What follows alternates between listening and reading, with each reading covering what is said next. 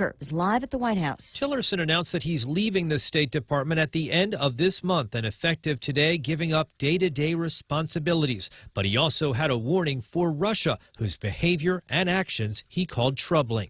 Continuing on their current trajectory is likely to lead to greater isolation on their part, a situation which is not in anyone's interest. Tillerson's replacement, if confirmed, will be CIA Director Mike Pompeo, who, unlike Tillerson, has developed a warm relationship with President Trump. Lisa? Thanks, John. The president also nominating Deputy Chief Gina Haspel to be the new CIA director. Fox's Jared Halpern is live on Capitol Hill. Senate Majority Leader Mitch McConnell is hoping to move fast on confirming a new Secretary of State, calling CIA Director Pompeo and his deputy, nominated to become the first woman to lead the spy agency, perfectly well qualified. They'll not be subjected to undue delay, which has been an enormous problem. And Democratic leader Chuck Schumer says he has had disagreements with Tillerson, but is critical of the way he was fired so abruptly. I mean, I've never seen a presidential administration so basically disorganized, at war with one another. Schumer wants to know if Pompeo will be tougher on Russia. Lisa. Thanks, Jared. A late sell-off on Wall Street. The Dow down 172 points, the closing bell, but still finishing just over 25K. The NASDAQ and the S&P also lower. Fox News, fair and balanced.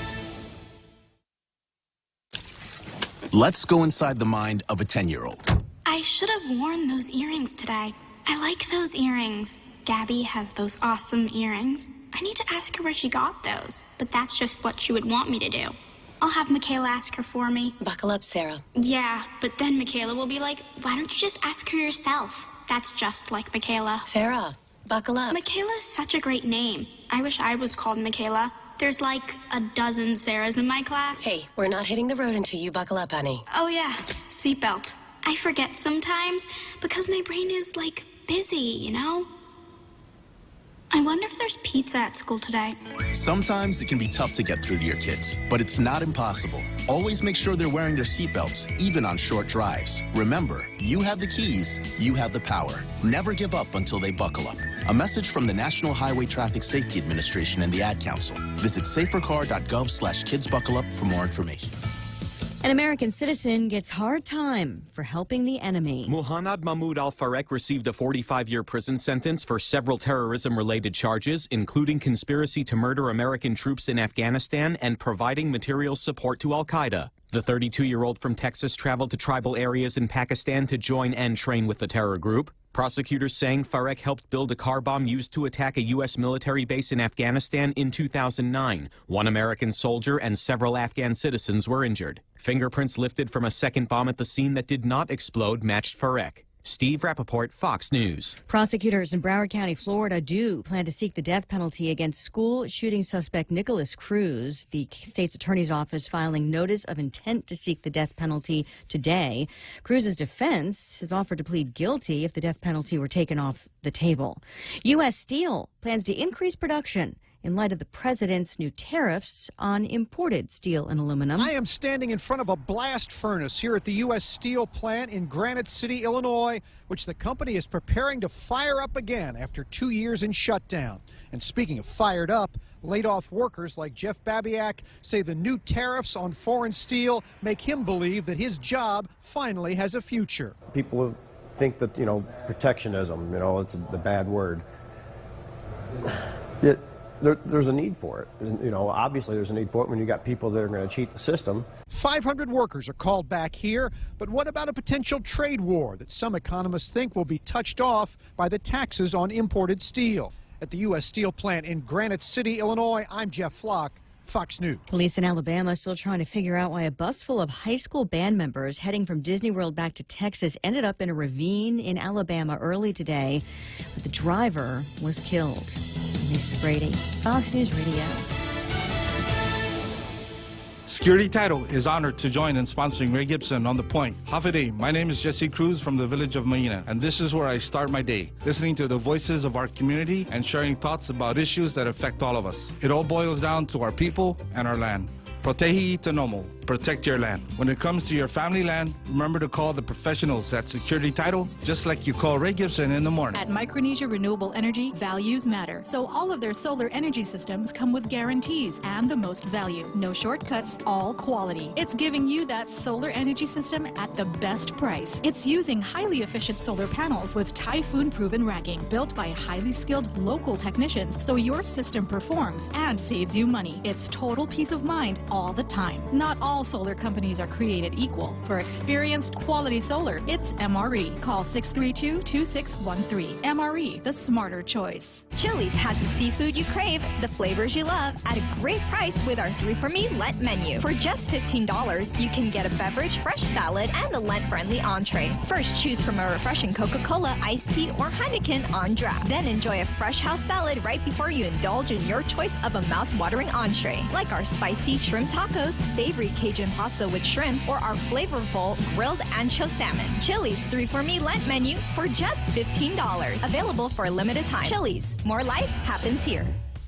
Family Finance has been serving the people of Guam since 1959, and they'll continue to be there for you in the years to come. Whether you're looking to get a personal loan for that summer vacation or paying off those long overdue bills, Family Finance has got you covered. Apply for a personal loan from $1,000 up to $3,500 by calling Family Finance in Hagåtña at 475-4545, Upper Tuon 647-5626, or in Dededo 633-4473. Family Finance has been serving the people of Guam since 1959.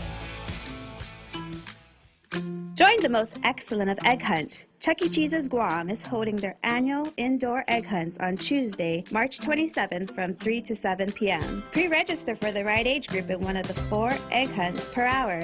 Bring your baskets to hunt those eggs. Stay and play for the best experience. Call 647-4544 to register or stop in the restaurant and sign up. Excellent egg hunts at Chuck E. Cheese's Guam.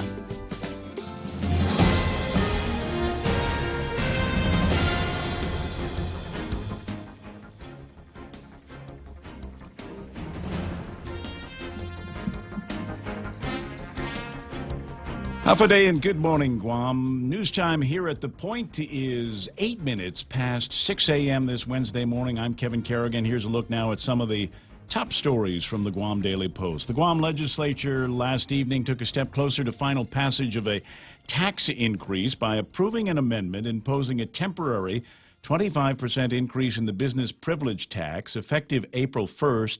That postpones the proposed 2% sales tax increase for 6 months. The amendment would raise the business privilege tax 1 percentage point from 4% now to 5%. That would stay in place until the end of the fiscal year on September 30th, only after the expiration of this temporary BPT increase. On the first day of the 2019 fiscal year would the 2% sales tax take effect. The BPT amendment was introduced by Senator Tommy Morrison, who argued that the government of Guam needs an immediate infusion of cash to deal with the $67 million fiscal crisis that it now faces. The Morrison amendment was approved by a vote of 8 to 5. All 6 Republican senators, Will Castro, Fernando Estevez, James Espaldon, Luis Muñoz, Mary Torres, and Tommy Morrison voted for it. They were joined by Democratic Senators Tom Atta and Joe San Augustine. While the amendment passed, no final action was taken on the sales tax bill it was attached to. Lawmakers go back into session again this morning at 9 o'clock when they're expected to finally decide on the tax measure. In the face of the ongoing fiscal crisis, the Guam Education Board last night reluctantly approving a new round of austerity measures for Guam's public schools. Those measures include the initiation of an employee furlough process and preparing for a delay in the start of the next school year until October 1st. Among the other cost-cutting measures approved were to close school facilities after classes over the weekend, and that would affect after-school programs like Aspire. Summer school also expected to be limited to graduating high school students and special ed students. Guam DOE previously implemented about $12 million in cuts. The additional reduction approved last night projected to save more than $9 million. Meanwhile, the Guam budget shortfall created by the federal tax bill has resulted in a negative outlook from Moody's, according to a report in Bond Buyer. According to that report, Moody's changed the outlook for Guam's issuer rating yesterday, and the Guam Waterworks Authority went to negative from stable. The move comes 1 week after S&P Global Ratings took a similar step. We'll have more news after this. $7 meal from Circle K. Get your choice of 2 Nathan's all-beef hot dogs or a half-pound Nathan's all-beef footlong, a big wrap bag of chips, and any size Polar Pop. That's a giant deal of a meal, all for only $7. Circle K. Take it easy. Triple J says yes. Zero down? Yes. 1.9% financing? Yes. Easy trade-in? Yes. No payments for 90 days? Yes. We'll have you saying yes, too, to these amazing deals. Like our big boy truck, the Ford F-150 at only $217 per paycheck. Or the top safety pick Mazda CX-5 Sport at only $194 per paycheck. Or turn heads in the Mazda 3 Sport or the sleek and sophisticated Kia Soul. Both for only $129 per paycheck. Visit us online at triplejguam.com. Some conditions apply. See dealer for details. Triple J, customers first. News time at the point, 11 minutes past 6 a.m. The federal government has filed a motion opposing the class action status sought by the Guam Contractors Association and 11 other plaintiffs in their lawsuit over the denial of H-2B visas for skilled foreign laborers. U.S. Justice Department's motion argues that the Guam businesses that filed the lawsuit lack any standing because no relief can be granted since the periods of need for all the H-2B worker petitions that were denied have now expired. John Robertson, the chairman of the committee overseeing the Guam Contractors Association's lawsuit, called the opposition motion bad news but not a surprise. He said class certification is a vital aspect of their case. He said he expressed confidence that their legal team will put forth the winning argument in the end. The Office of Public Accountability overnight releasing its audit of the GovGuam contributions to the Guam Football Association. The audit report found that GFA officials did not follow either the FIFA or the Asian Football Confederation Code of Ethics on conflicts of interest. The Guam Department of Parks and Recreation was cited for failing to create an MOU for the use of the Northern Soccer Stadium.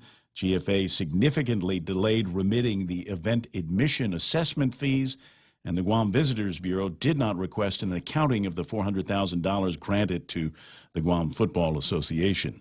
GovGuam has a public-private partnership with GFA, and GovGuam has committed $1 million in tax credits and granted 2 leases of GovGuam land to GFA for $1 a year for 30 years.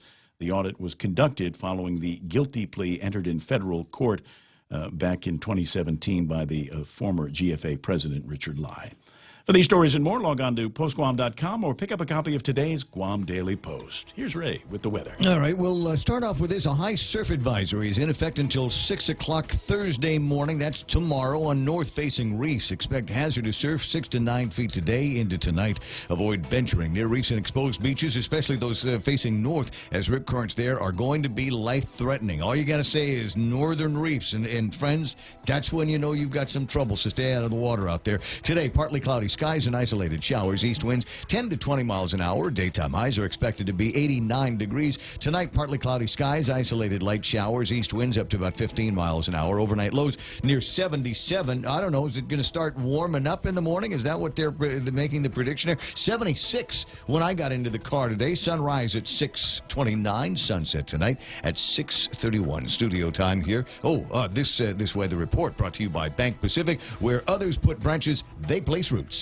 Relax, enjoy, and be greeted by the spectacular view of Hagåtña Bay when you visit the point at the Sheraton Laguna Guam. Gaze into the beautiful sunset as you unwind to the music of Philip Garcia and Natasha on Wednesdays, Mama Shar and Nina on Thursdays, Philip Garcia and Louise Muña on Fridays, and Jack Larimer on Saturdays. Open daily from 8 a.m. to 11 p.m. Happy hour from 5 to 8 p.m. with all cocktail drinks for $7. Receive a discount when you present your SPG card. Call Peter Yaban at 646-2222 for reservations at the point at the Sheraton Laguna Guam Resort. The Raymond Gibson Show is brought to you by King's Restaurant, serving Guam favorites to families for over 40 years. King's Restaurant, always open and always local. We have those moments in our lives that happen unpredictably. The unexpected instances that we did not really need. Now you can count on us to stay well, Papa to live well, Papa to stay well, making sure you stay well.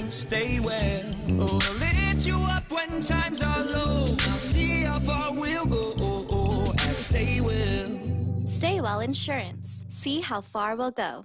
This program's also brought to you by First Hawaiian Bank, where it all starts with yes. Come out for the 4th annual Chucky Run and Fun 5K, 2K, and Flyaway giveaway. Join us Saturday, April 14th at Chuck E. Cheese's Guam. Show at 5:30 and go at 6 a.m. T-shirts, medals, and other cool prizes, refreshments, and indoor activities after the races. Grand prize drawing for all participants is a trip package for 2 to Manila. Register at Chuck E. Cheese's Guam. $8 for students, $12 for adults, and Group of 4 Super Saver for just $35. The 4th annual Chuck E. Run and Fun 5K, 2K, and Flyaway giveaway. See you there.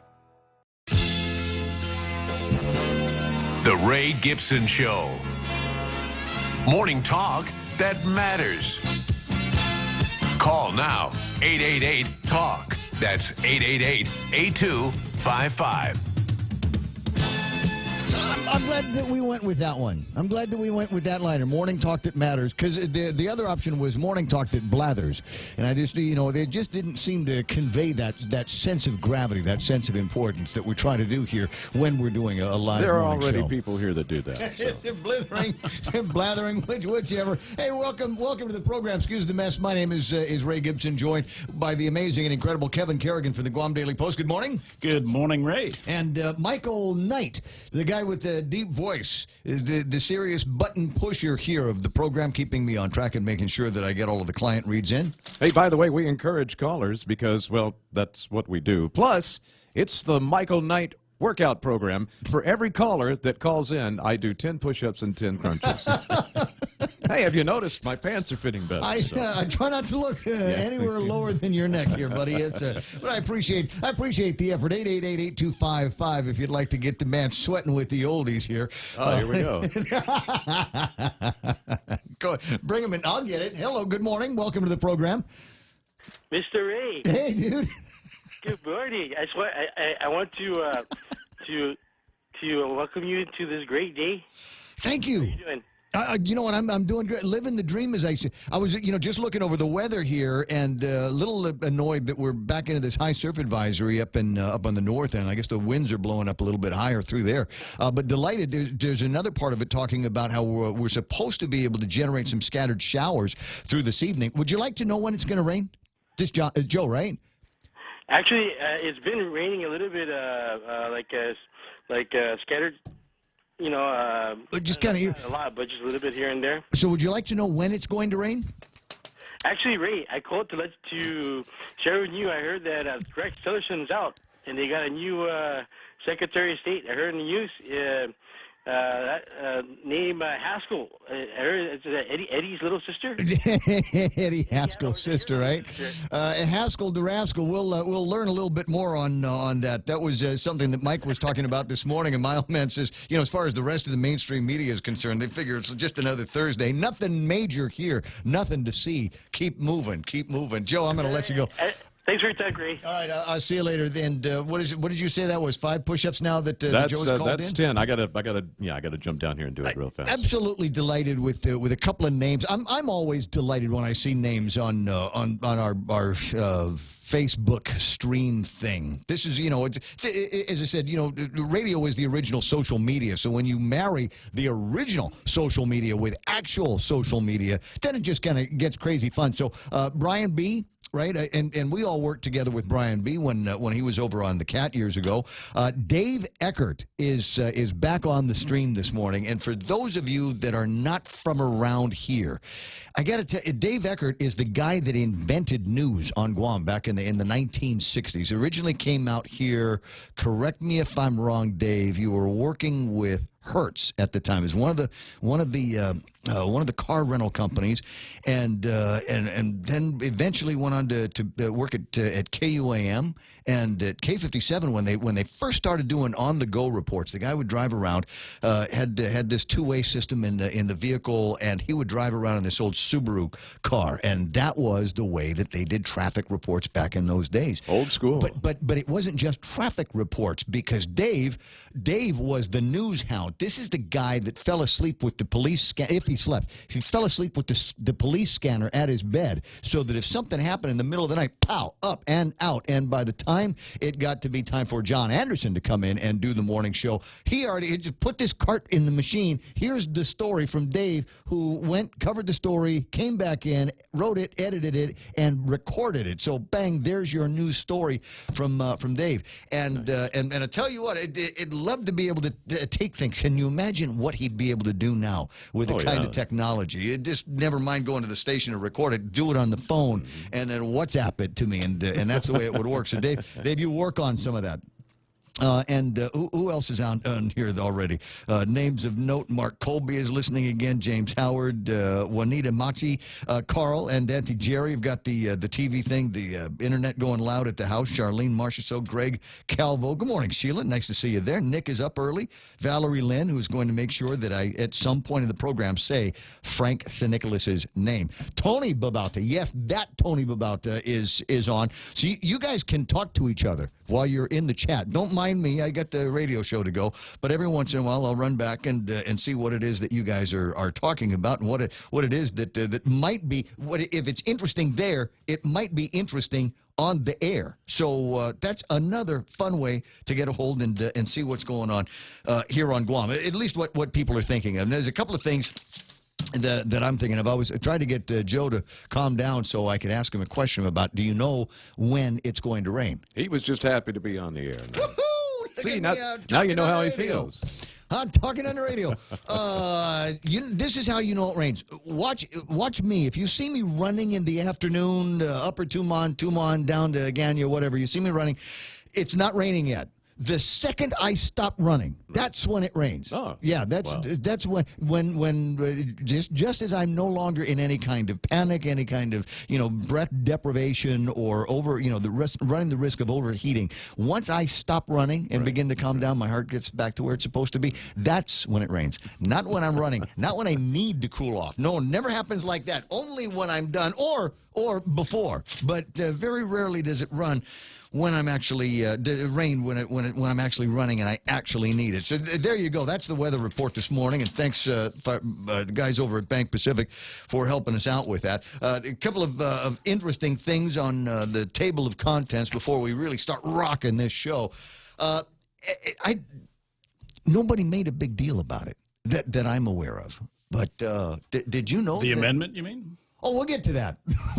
I got 4 hours. Take your time. Lots of big deals. Take your time here, Kev. We got all morning to talk about the amendments and the cryptic messages that are floating around on Facebook and social media. But I was going over some of the headlines, some of the things that I was reading up on, and I guess Lou and Josh have made it Facebook official now that they are in the ring. They went by the Election Commission, picked up all of the required paperwork, and now are official candidates. Sure, picture in the paper. Yeah, as if this giant billboard that's been on a building since, last year already? Wasn't this is testing the waters. This is running it up the flagpole and see if anybody salutes. That's the way you do something like that. But I just was thinking about it. There should have been a bigger stink made of that, don't you think? Well, they don't have phone bankers yet, do they? Over at the Lou and Josh thing, because that should have been did you notice, Ray? And they've got their paperwork, and I guess it's going to be happening. And it's a go show now for Lou and Josh. They're doing the thing. Eclipsed by other events. Could be. Is that the stripper and Trump thing? You suppose that's what it was that maybe eclipsed that particular story? And one of the other notes that's in my head, and again, we'll get to the amendments in just a second. It'll keep, because they're not going to start talking about anything over at the legislature until 9 o'clock. But I just want to up my ante. That's all. You want to what? Oh! Time to pay the piper. Fine. Let's. For those of you that missed the conversation yesterday, Kevin and I have got this daily thing now. Well, the legislature and the government of Guam are at odds with each other on what they're going to be doing about writing the fiscal ship of state. Eddie wants as much money as he can get his hands on, so that he doesn't have to face the ire of actually punching the button on furloughs and 32-hour work weeks and letting people go. Doesn't want to have to do that. So in order to prevent that personal political disaster from happening, he wants to take the political disaster and place it over at the legislature.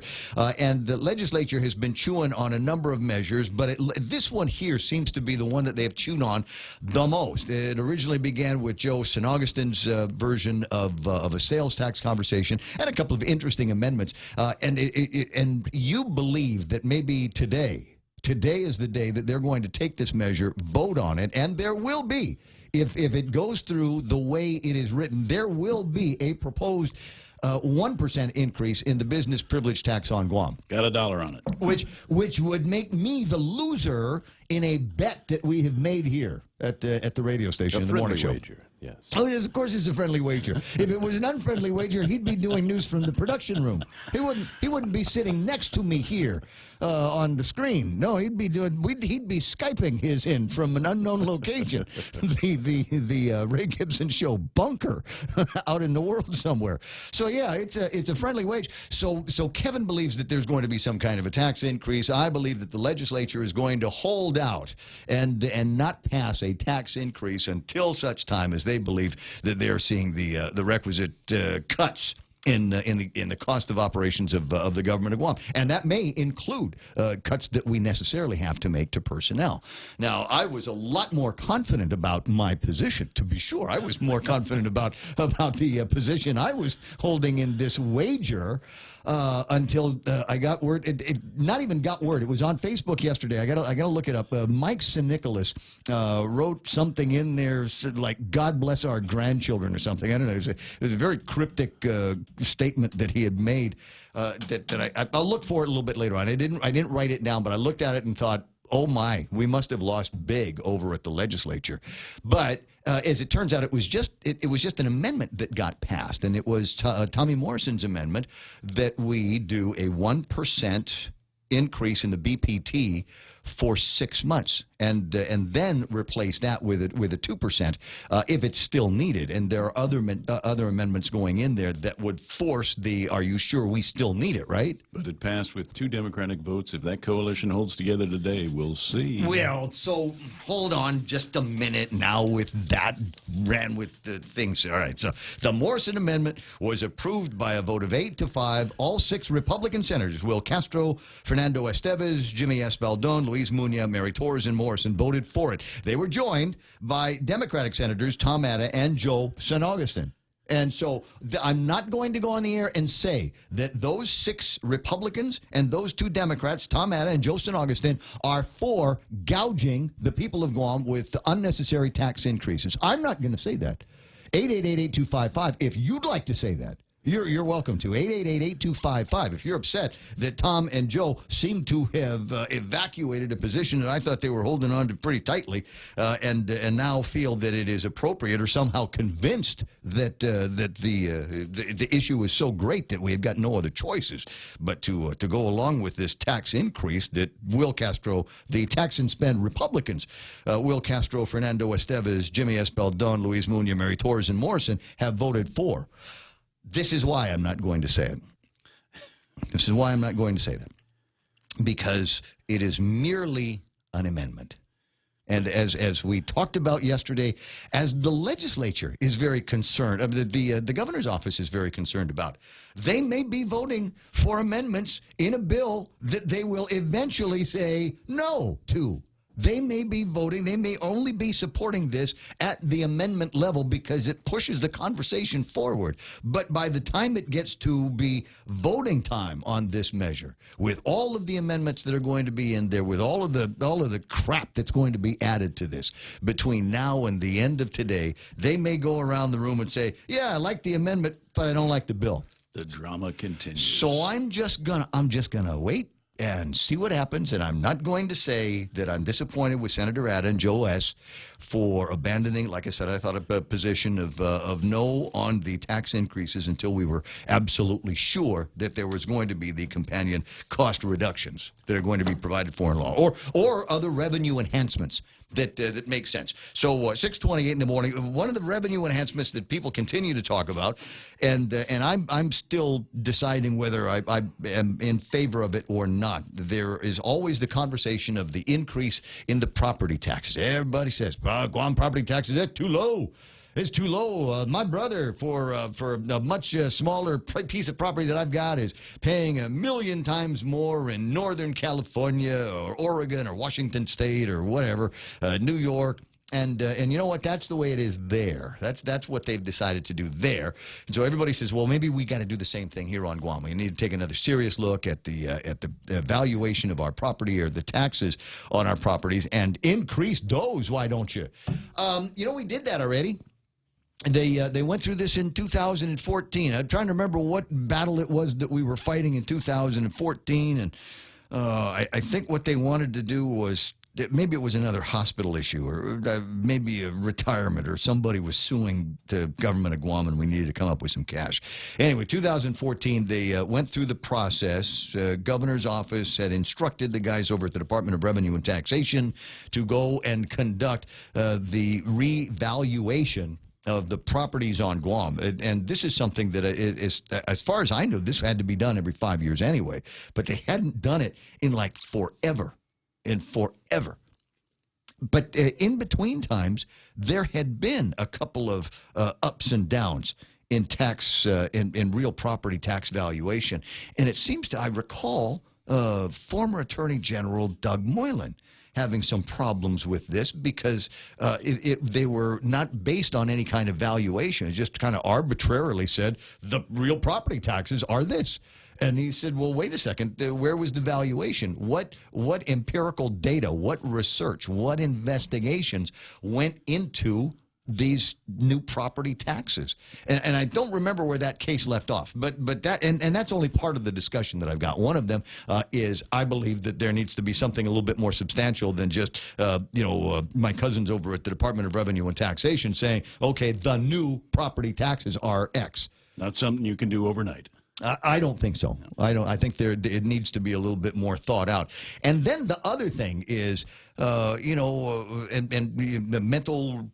Are we so prosperous that we're willing to step over dimes? Right. The last time, and I'm looking at a news story that goes back to February of 2015, not that long ago, real property taxes expected to increase by nearly $6 million. So you go through all of this time, trouble, and expense of doing the rules and regulations and determining whether or not there has to be the valuation, finding the people that will do the valuation. Cisco Hutapea, who has done it now twice in her career. And then at the end of it, what are we going to grab? Another $6 million, which is not the big bite that we need to get us out of a $100 million sized hole. So I'm just saying, if that's going to be the great savior that we're going to hang the salvation of our island on, our economic prosperity into the future on, you might need to take another look at it, unless you anticipate doing something with the property valuations, like increasing it multiple folds over where it is now.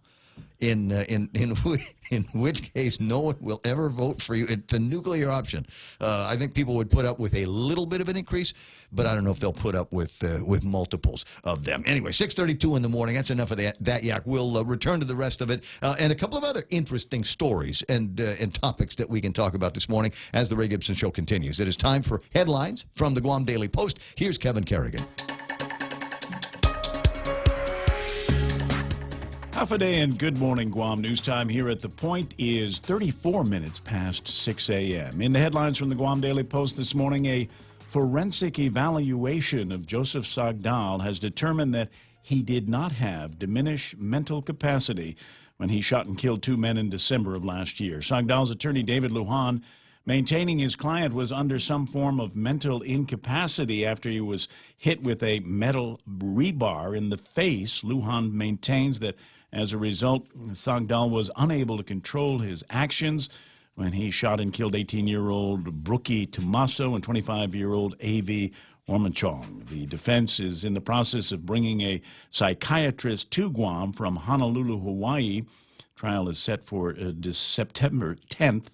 Sagdal is being held on a $500,000 cash bail. Guam Visitors Bureau is planning a two-pronged strategy to improve the island's tourism industry this year, recovering the dwindling Japanese market and strengthening the resurgent Korean market.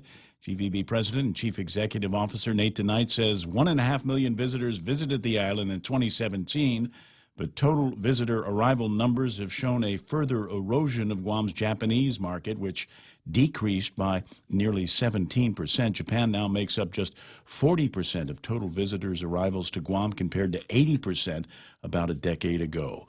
Lawmakers go back into session at 9 this morning to continue deliberations on a sales tax.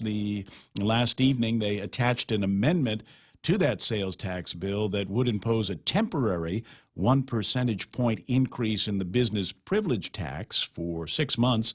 It would go from 4 to 5%, postponing the implementation of the proposed 2% sales tax until the start of the new fiscal year on October 1st. For these stories and more, log on to postguam.com or pick up a copy of today's Guam Daily Post. iConnect time in the studio here at The Point is 6:34. Connect longer for less with iConnect's push-to-talk mobile and internet plans. Subway's got your fresh choices for Lent. Sink your teeth into the classic tuna or indulge in the mouth-watering greatness of our seafood sensation. Or try our tasty Veggie Max, a delicious vegetarian patty free of artificial colors and flavors. All our subs are served on freshly baked bread paired with vegetables, cut fresh daily in restaurants, and sauces that are sure to excite your taste buds. Visit any of our convenient locations today at Subway. Fresh is what we do. When the power goes out on Guam, the little things can become surprisingly big. Small comforts are often the things we miss most during a power outage. That is why Kohler built the fastest responding generator sets in the industry. Whether you are at home or away, a residential Kohler generator will enable you and your family to live life without interruption. Kohler gas, LPG, and diesel power systems are available from Morico Equipment, LLC on EPAL Road. Call 649-1946. That's 649-1946. It's too early for traffic. The sun's not even out yet. Yeah, truth of the matter is, well, the sun's not necessarily out. There's already people trying to get a head start on their Wednesday morning, and it looks like they're all up in the north end of town right now, with the exception of people that are trying to get out of the Pago Bay area and through the intersection of Route 4 and Route 10. Not busy, but traffic is building through there. Same thing that you might see over at the intersection of 8, 10, and 16 for guys that want to get north, people that are already north looking to make their way south through Dededo and then into where's that? Micronesia Mall area coming out of Route 27. So that's what traffic is looking like this morning. Still pretty smooth sailing for you out there. Traffic on the point. How do you turn every day into cash back? With the Bank of Guam Visa credit card, cash back just got better. Get 1.5% cash back every month with every purchase, every pick-me-up, every filler-up, every Sunday dinner, every four-wheel spinner. Whatever comes to mind, even every stroll in the sweet sunshine. Everything your heart desires turns into 1.5% cash back every month. The Bank of Guam Visa credit card, the everyday card. Apply today. Call, click, or visit. Terms and conditions apply. Bank of Guam. Member FDIC. Hafa, my name is James Moylan, and I'm running for a seat as your senator. The people of Guam expect more from their leaders, and I intend on delivering. If given the opportunity, I will bring my experiences in the military, public, and private sectors. I understand that during challenging times, tough decisions and an open mind are needed. Your tax dollars also need to be spent wisely. If you expect more from your elected officials and expect them to think outside of the box, then I humbly ask for your support this November. Thank you. Paid for by the committee to elect James Camacho Moylan for Senator, Carlos Camacho, Treasurer. The Coconut Wireless is back. Morning talk that matters. The Ray Gibson Show.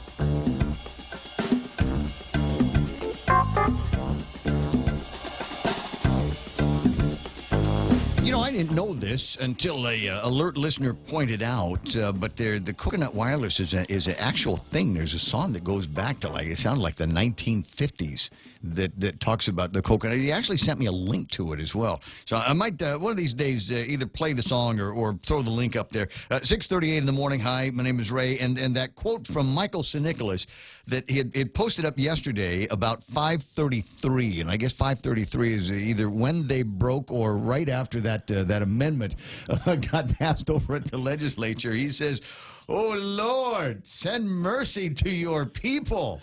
Maasi. Oh, Lord, send mercy to your people. And a number of people have commented. A lot of people trying to, encourage him and tell him he's on the right path. But I don't think it was right after Morrison's amendment passed, as much as it might have been after his amendment failed. Right? Yeah, Mike's amendment didn't go anywhere. I see what he's trying to do. He's trying to make it so that, look, I get it. The government of Guam needs money because that's all they're talking about at Adelup. We need money, need money, need money. So here's a way to get your hands on some money. We'll do the sales tax, but it will only apply to visitors and the military that don't have a note from the mayor or driver's license from Guam or whatever. And as I said, I appreciate the thinking. I appreciate the brain power that went into this. No doubt it came to him while he was doing bench presses. Has anybody seen him? This guy's the gun show, right? Hey, go see Mike. He's got these massive arms now. He's been pumping it over at the gym, because he's running against a congresswoman who's been there for 11 million years. So he's got to work himself out for that particular battle. But anyway, so I think the idea might have come to him while he was out there doing his bench presses and that kind of thing at the gym. It's not bad that he's trying to move this obligation from the hard-working people of the island of Guam. I'm there. I see it. I feel I'd like somebody else to have to pay it.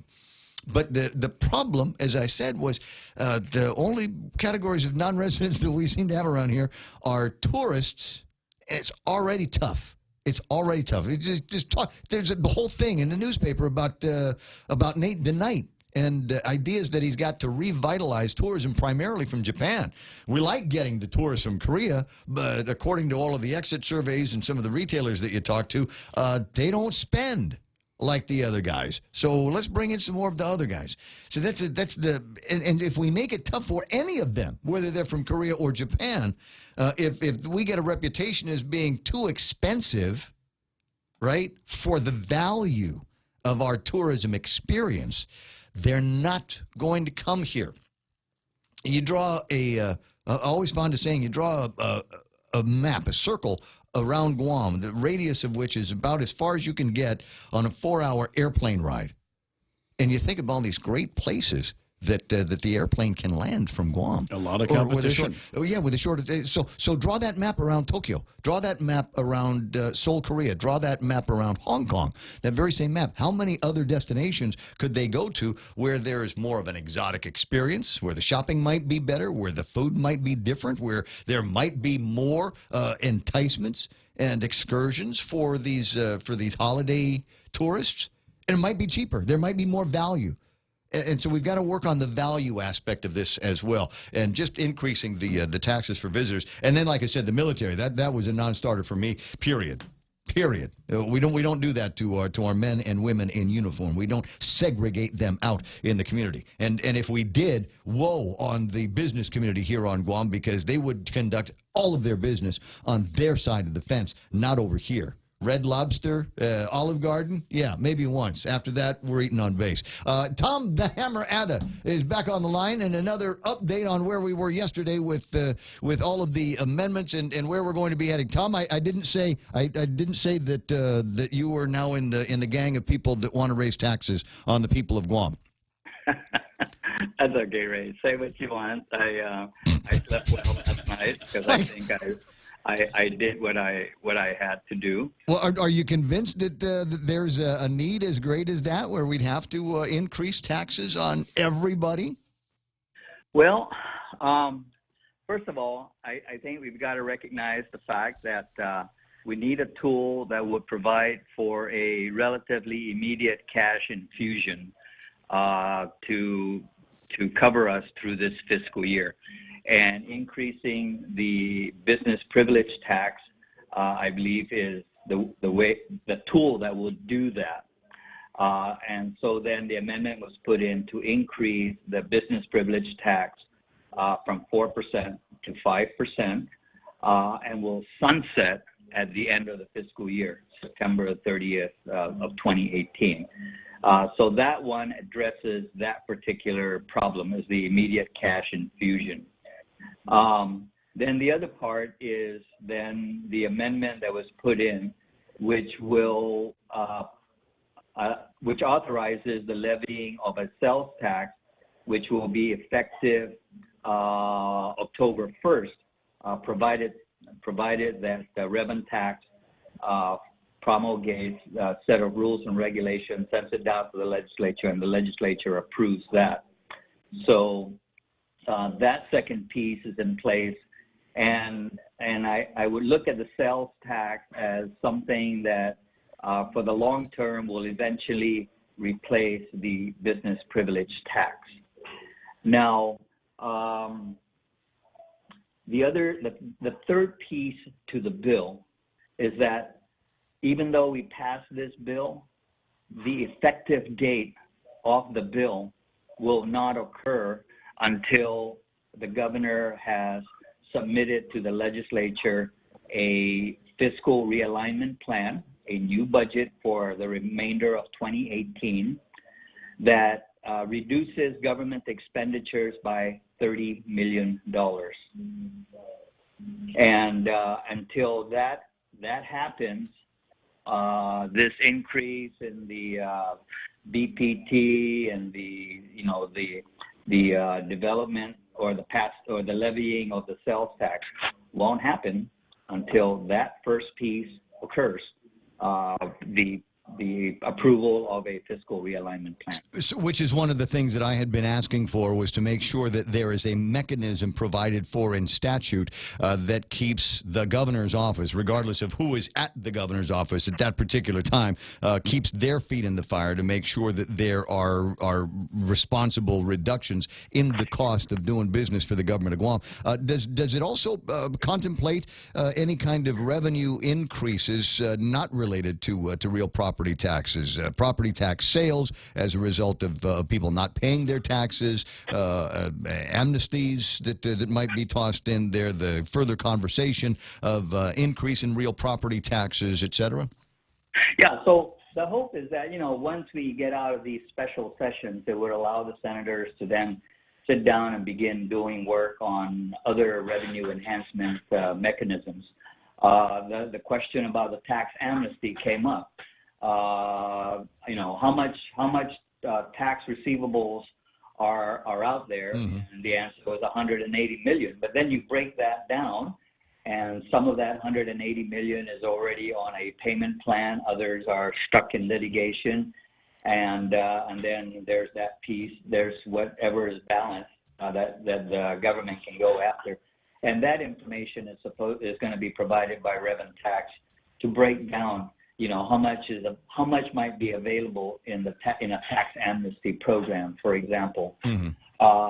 I know that several other senators are working on the real estate tax a bill to increase the real estate taxes. So those other options are being looked at, but we really can't. They can't do their work until we get out of these special sessions, because everything is focused on what's before us in the special session. Understood. Now, how much money, we were talking about this immediate cash infusion with a 1% increase in the BPT, and I can see doing the BPT first because that's already there. All you have to do is tell the businesses in the Department of Revenue and Taxation that the number is 5 and not 4. So I can see where that's going to be the easiest and fastest method to be able to bring the additional cash in. But how much additional cash are we talking about? And what's the new date where we might be able to see that additional dollar start flowing into rev tax? So with the estimated 1% increase in the BPT, it is estimated that by the end of this fiscal year, the government will be able to generate an additional $29 million. Now remember that at the beginning, the Office of Finance and Budget projected that the shortfall by the end of this fiscal year for FY 2018 will be about $67 million. Yeah. It comes out, with a $30 million budget reduction that the government's going to have to come up with. First, the 1% increase, that's another $30 million. So, we're still going to need to find another $7 million. Hopefully that comes from, maybe other revenue enhancement mechanisms that between now and the end of the fiscal year will be put in place. Does that include the $30 million worth of savings that the governor has to come up with? Does that include what John Fernandez and the Ed Board are already doing? Because they're what is it, 19? They're getting pretty close to $20 million now in cuts just on some of what John has already proposed. Well, the way they came up with the $30 million was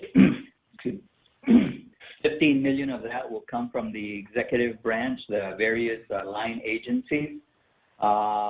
12 million from the Department of Education. Okay. We got 27 there, and then an additional 3 million from the legislature and the judiciary combined. So that's how they came up with the 30 million, and those were figures that were provided by the BBMR. Interesting. Okay, and so this all has to come in before this increase takes place.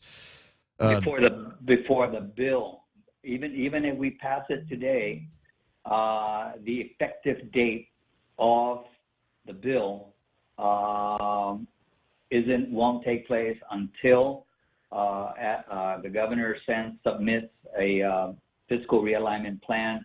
The legislature has had a chance to review it and approve it. Now, the governor's office is going to say, "I already gave you a fiscal realignment plan." Yeah, that's the one where the body ignored the last page where we go create a part-time legislature. So he's going to say, "I gave you one already." Well, that's fine. So we're going to give you a second chance to do it again and look at it again and maybe do it better. All right, and so we've got that. So the governor has to do those things first before there is even that 1% increase in the BPT. That's right, and the important thing about although he submitted in early February the fiscal realignment plan, I think just having seen the reaction that don't touch public safety. Health and education are really the last things you want to go cutting. So when you do a fiscal realignment plan number 2, make sure that you heed how the public reacted, how the community reacted when we started shutting down fire stations and police precincts. Well, it was that on top of word that the Daily Post uncovered that there were also pay raises going out at the same time. There is still a lot of squawking about that particular Daily Post story on the social media. So I see where things are headed now. The first part of this amendment provides for the increase to 5%, and that will sunset at the beginning of FY19. Also, at the beginning of FY19, we would take the sales tax and begin to apply that at 2%. But again, that won't happen until the governor sends up the, I don't want to call it reorganization, but fiscal realignment, right? Fiscal realignment, that's for the entire bill. But for the sales tax, that thing won't go into effect until rules and regs have been promulgated and sent down to the legislature and the legislature approves it. We don't want to run into another situation like, for example, the tobacco tax. Mm-hmm. 7 months ago, the tobacco stamp tax was approved, and 7 months later, we still don't have rules and regs, so thing hasn't been implemented. Right. Same thing with the bed and breakfast deal that the guys over at the lady at GHRA, Mary Rhodes, says the adequate rules and regulations and compliance and enforcement aren't done on that yet. We're losing out on $24 million worth of revenue, but significant amounts of taxes based on that revenue that we're not getting. Yeah, not $24 million. It's yeah, and not to make any excuses for the final outcome of last night's session. We've risen out of committee of the whole, which means no more amendments to the bill. The only thing that's left now is members can stand up and say, I really support this bill, or I really do not support it at all. And then we vote. That's what's left on this bill. But, unfortunately, the political arena, the solutions that comes out of there are probably the most inefficient because it has to address the competing interests, and all those interests are legitimate and valid, and you've got to make compromises to address each of those competing interests. Don't disagree, and never said that the job was easy, and maybe that's one of the reasons why I do this instead of that. So. The hardest part of this job is waking up early, buddy, and reading the volumes of things that come out of places like where you spend your vote. The final vote on the sales tax bill is expected today, is the last sentence in the Daily Post column this morning. Do you agree with that? Yes, but it probably won't take place until later this morning because we'll at 9 o'clock when we go in, we'll get a copy of the bill, the engrossed bill, as we call it, and everybody will get a chance to review, make sure that all the amendments that were made are in there.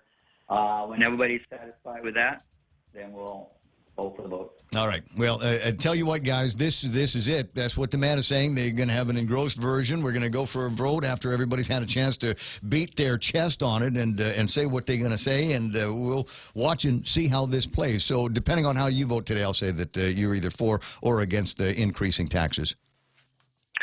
The way I vote will be to make sure that we get through this fiscal crisis as best as we possibly can. As long as we have turned over all of the rocks, I'm okay with that. But I still don't know what all of the amounts of special funds are. We've never answered that question. We still got to get through the whole process of speeding up the furlough if that's still going to be required. And it sounds like, based on the caveats in this bill, the governor is still probably going to need to have the ability to make those changes to the personnel rules. Yeah, and of course, I think with the amendment that was put in on the reorganization of the government, which removes a lot of the red tape, hopefully that would be a tool that the governor can use effectively. Gotcha. Tom the Hammer Atta with me on the program this morning. It's always fun talking with you. Good luck today. Thank you very much. All right, amigo. Closing in on 7 o'clock in the morning, and there it is from the adult supervision over at the legislature. You think they might be able to keep it going one more day? No. Because I said BJ is not going to be back. He's going to be so mad that he missed the fun. BJ is going to get off the airplane, and Carlo's going to say, dude, they passed the thing. You were gone. He's going to say, oh, drat. What a man. And I hurried back, too. I took the fast airplane back over here. Well... So is it looming? Did the governor's office have anything to say after the amendments yesterday? Or no, because it came from a Republican Tommy, so they're going to like it, right? They're going to love everything that's happening. Did we get any emails? Yeah, they did. They issued a brief statement, and they're disappointed they didn't act yesterday. But it was very brief and not as critical as previous ones have been. Let me see if I can pull that All up. right, well, you go ahead and take a look at that. The other very interesting news that came from yesterday that I think still people are going to be talking about today, I know I'll be talking about it, is we're opening a Red Lobster here.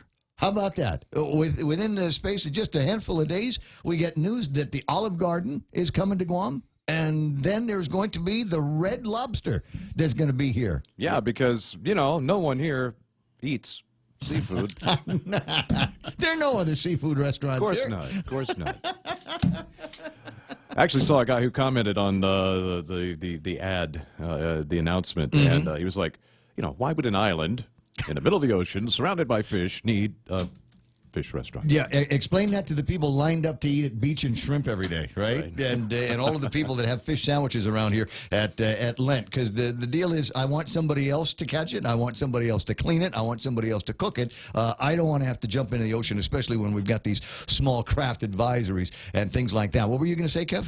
The governor's statement says basically, unfortunately, no bill was passed that would help bridge the financial gap, and that's about it. I tell you what, even when this bill is passed, if this goes the way Tommy was talking about it just a few minutes ago, they might as well retread that same announcement, because this is not going to get them out of any particular binds in the very near future. And $29 million worth of an increase based on What, based on what we've seen already? Well, when the taxes go up and there's less money floating around in people's pockets and maybe another power increase on the line, maybe we're not going to see that $29 million. So don't count your chickens. Don't spend that money right now, because I still don't think we're out of it. This is KUSG Hagutnya, Guam. That's what the FCC calls us. You call us The Point, and you can call us at 888-8255. Here's the news.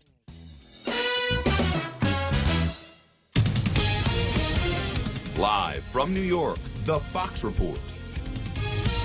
And Lisa Brady. President Trump visiting the prototypes for a border wall near San Diego. I mean, we're looking very much at the wall with some see-through capability on the other side and then solid concrete on top, or steel and concrete on top. As he urges Congress to approve the funding. We'll let the people of our country know that we need safety, we need security at the border, and we're getting it like we've never had it before.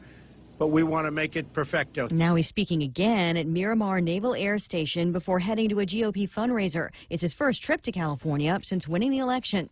Before he left Washington, the president ousting Secretary of State Rex Tillerson and tapping the CIA chief to replace him. Fox's John Decker is live at the White House. After 14 months of private tensions and swirling rumors, President Trump is replacing Tillerson, announcing the shakeup to his foreign policy team by Twitter. For his part, Tillerson said he'll leave his post at the end of this month. I'll now return to private life as a private citizen, as a proud American, proud of the opportunity I've had to serve my country. CIA Director Mike Pompeo has been nominated to be America's top diplomat and lead the State Department. Gina Haspel, currently the CIA's deputy director, has been nominated to succeed Pompeo. Lisa? And John, some Democrats in Congress critical of Haspel's past involvement in interrogation policies, including waterboarding. In a phone call earlier today, President Trump telling British Prime Minister Theresa May he agrees with the UK demand for the Russian government to provide unambiguous answers about the poisoning of a former Russian spy in Britain. May says a military-grade nerve agent made by Russia was used. Moscow denies involvement. The Dow drops 171 points. The NASDAQ down 77, ending a 7-day win streak. Fair and balanced.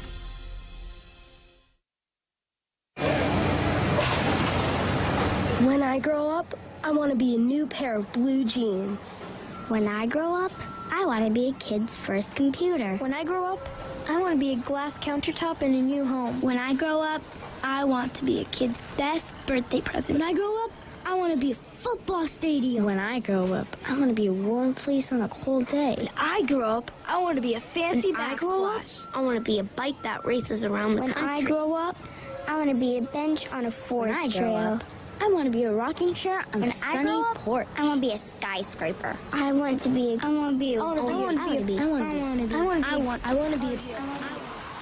When I grow up, I don't want to be a piece of garbage. And if you recycle me, I won't be. Give your garbage another life. Recycle. Learn how at iwanttoberecycled.org. A public service advertisement brought to you by Keep America Beautiful and the Ad Council.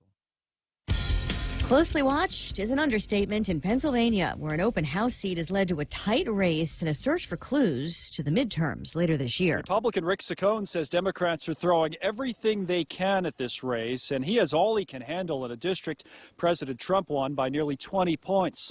Saccone is facing a 33-year-old in Connor Lamb, who has been running away from the National Democratic Party. People are really excited for this race, and I'm happy for them that their voices can be heard all around the world today, but this is a local race. Lamb hopes support from local union members who have been leaning Republican in recent years will be enough to put him over the top. In Allegheny County, Pennsylvania, I'm Connell McShane, Fox News. Prosecutors say they will seek the death penalty against the Florida school shooting suspect. State Attorney Michael Satz announced the decision in a statement released today. The gunman, Nicholas Cruz, is scheduled to be arraigned Wednesday on 34 criminal counts, 17 each for first-degree murder and attempted murder for the deadly shooting at Marjorie Stoneman Douglas High School. The state's decision comes after Cruz's lawyers said he would plead guilty if the death penalty were taken off the table.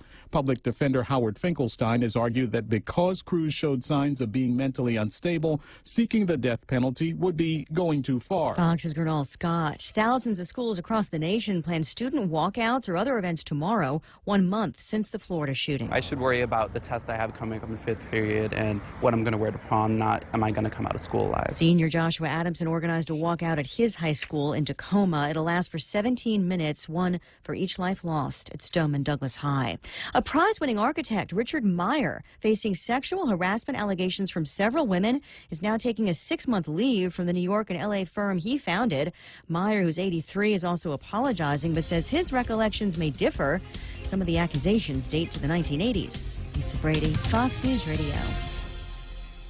For more than 40 years, we've managed our island's most precious resource, your health. Take Care's benefit plans allow members access to more than 120 medical providers, 40 dental providers, and 18 pharmacies in the region. Take Care's health plans ensure members in Palau, Saipan, and Guam receive the care they deserve. Our programs and wellness classes have proven results for our valued members, and our commitment to your health never been stronger. Take Care, our island, your health plan. For over 55 years, Community First has served our island as a full-service financial institution. And now, we're proud to introduce the new Community First Student-Run Credit Union, open in Manila on Route 10. Guam's first student-run financial institution, which means it's operated by college students like us, ready to serve all our members, existing and new. We're just down the road from UOG and GCC. Community First Guam Federal Credit Union, now open in Manila. This credit union is federally insured by NCUA. Water. It covers nearly 3/4 of our Earth, from vast oceans to millions of rivers and streams. We're all concerned with protecting our world's water, but none is more important than the water you and your family drink and use throughout your home.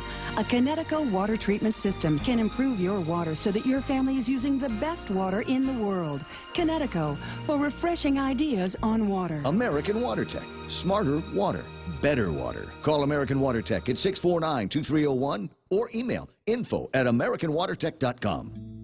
In illness and in wellness, Calvo's Select Care is health care that is there for you. That's why over 80% of the Guam medical community places their trust and insures with us. We offer our members wellness and fitness programs for a healthier lifestyle and provide a comprehensive medical network on and off island to help members from unexpected illnesses. Contact Calvo's Select Care today for more information. Hafaday, my name is James Moylan, and I'm running for a seat as your senator. The people of Guam expect more from their leaders, and I intend on delivering. If given the opportunity, I will bring my experiences in the military, public, and private sectors. I understand that during challenging times, tough decisions and an open mind are needed. Your tax dollars also need to be spent wisely. If you expect more from your elected officials and expect them to think outside of the box, then I humbly ask for your support this November. Thank you. Paid for by the committee to elect James Camacho Moylan for Senator, Carlos Camacho, Treasurer.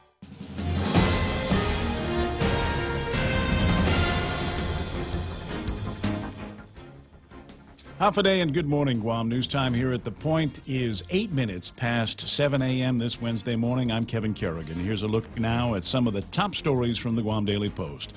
Lawmakers head back into session again this morning at 9 after approving an amendment yesterday to the sales tax bill that would impose a temporary 1 percentage point increase in the business privilege tax, which would go from 4% to 5% for about 6 months. That would remain in place until the end of the fiscal year on September 30th, and only after that would a 2% sales tax take effect. The BPT amendment was introduced by Senator Tommy Morrison, who argued that the government of Guam needs an immediate infusion of cash to deal with the $67 million fiscal crisis it now faces. He argued that more time is needed to implement that sales tax. But before any of that happens, the bill, as it now stands, would also require the governor to resubmit a revised fiscal realignment plan that includes at least $30 million in budget cuts. That would have to be approved by the legislature before any tax takes effect. The Morrison amendment was approved by a vote of 8-6. All 6 Republican senators, Will Castro, Fernando Esteves, James Espaldon, Luis Muñoz, Mary Torres, and Tommy Morrison voted for it. They were joined by 2 Democratic senators, Tom Atta and Joe San Augustine. A final vote on the tax bill is expected today. In the face of the ongoing fiscal crisis, the Guam Education Board last night reluctantly approving a new round of austerity measures for the island's public schools. Those measures include the initiation of an employee furlough process and preparing for a delay in the start of the next school year until October 1st. Among the other cost-cutting measures approved were to close school facilities after classes are over for the day and on the weekends. Summer school is also expected to be limited to graduating high school students and special ed students. Guam DOE previously implemented about $12 million in cuts. The reductions approved last night projected to save an additional $9 million. Meanwhile, the Guam budget shortfall has created by the federal tax bill has resulted in a negative outlook from Moody's Investor Services. According to a report in Bond Buyer, Moody's changed the outlook for Guam's issuer rating and the Guam Waterworks Authority to negative yesterday from stable. The move comes just 1 week after S&P Global Ratings took a similar step. We'll have more news after this. At GTA, we believe you deserve better than home internet with hidden data fees. That's why all our internet plans are unlimited, because streaming your favorite shows while cooking dinner shouldn't cause indigestion when the internet bill comes. So the choice is yours. Bill shock with the other guys, or a life unlimited with GTA. Say goodbye to hidden data fees and make the switch today. GTA, your island, your network. Wendy's welcomes the new Smoky Mushroom Bacon Cheeseburger, featuring smoky, sauteed portobello mushrooms, melted Asiago cheese, crispy applewood smoked bacon, and crunchy fried onions atop a juicy beef patty. For those craving the same great taste, Wendy's Smoky Mushroom Bacon Potato is also loaded with sauteed portobello mushrooms, cheddar cheese sauce, and crispy applewood smoked bacon. Here, for a limited time, get a delicious Smoky Mushroom Bacon Cheeseburger and Smoky Mushroom Bacon Potato today. Wendy's. Now that's better. It's 11 minutes past 7 a.m. here at The Point. The Guam Visitors Bureau planning a two-pronged strategy to recover the dwindling Japanese market and strengthening the resurgent Korean visitor market. GVB President and Chief Executive Officer Nate DeKnight spoke at the GVB quarterly membership meeting yesterday. He said a record number of just over 1.5 million visitors came to Guam last year. However, the latest figures show a continued erosion of arrivals from Japan, which fell nearly 17% in 2017. Japanese tourists now make up only 40% of the total, compared to 80% 10 years ago. Korean visitors now outnumber Japanese arrivals, accounting for 44% of the total. Red Lobster is coming to Guam. The seafood chain will open its first Guam restaurant before the end of the year. The Triple J Restaurant Group announcing it will open a Red Lobster in the Tumon Sands Plaza. The restaurant group started discussions with Red Lobster back in June of 2015 and finalized the agreement in November of last year. The plan, again, calls for opening that Red Lobster by the end of this year.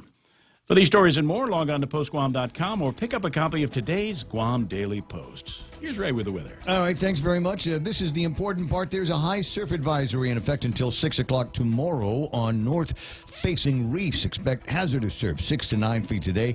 Into tonight, avoid adventuring near reefs and exposed beaches, especially those facing north, as rip currents there are life-threatening. Those waters routinely claim the lives of even strong swimmers, so stay out of it. Today, partly cloudy skies and isolated showers. Winds east up to 20 miles an hour. Daytime high is 89 degrees. Tonight, same thing. East winds up to about 15 miles an hour and overnight lows near 77 degrees. Sunset tonight, 6:31. We anticipate sunrise about 6:29 tomorrow morning, 7:12. And that's the time here in the radio station. News and weather together on The Point.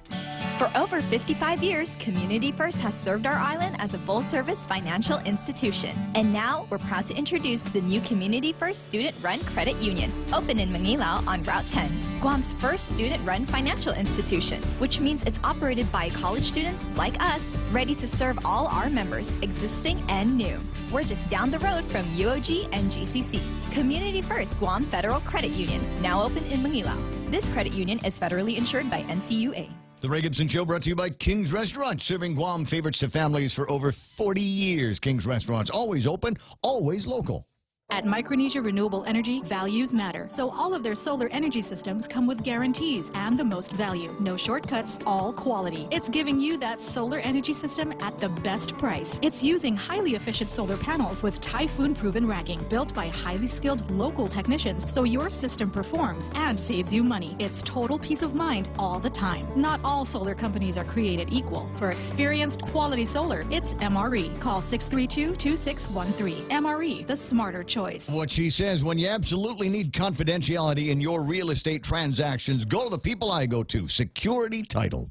Relax, enjoy, and be greeted by the spectacular view of Hagåtña Bay when you visit the Point at the Sheraton Laguna Guam. Gaze into the beautiful sunset as you unwind to the music of Philip Garcia and Natasha on Wednesdays, Mama Shar and Nina on Thursdays, Philip Garcia and Luis Muñoz on Fridays, and Jack Larimer on Saturdays. Open daily from 8 a.m. to 11 p.m. Happy hour from 5 to 8 p.m. with all cocktail drinks for $7. Receive a discount when you present your SPG card. Call Peter Yaban at 646-2222 for reservations at the Point at the Sheraton Laguna Guam Resort. Subway's got your fresh choices for Lent. Sink your teeth into the classic tuna or indulge in the mouthwatering greatness of their seafood sensation. Or the tasty Veggie Max, a delicious vegetarian patty free of artificial colors and flavors. Visit any of their convenient locations today at Subway. Fresh, it's what they do. Are you a veteran or on active duty looking for a home loan and VA eligible? Then Bank Pacific stores are open to you, where we are a VA approved preferred lender. That simply means we can give you faster credit approvals and loan closing.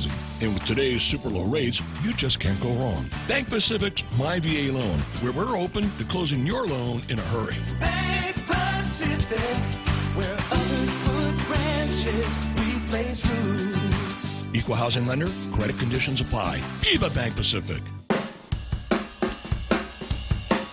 The Ray Gibson Show, your new News Talk headquarters.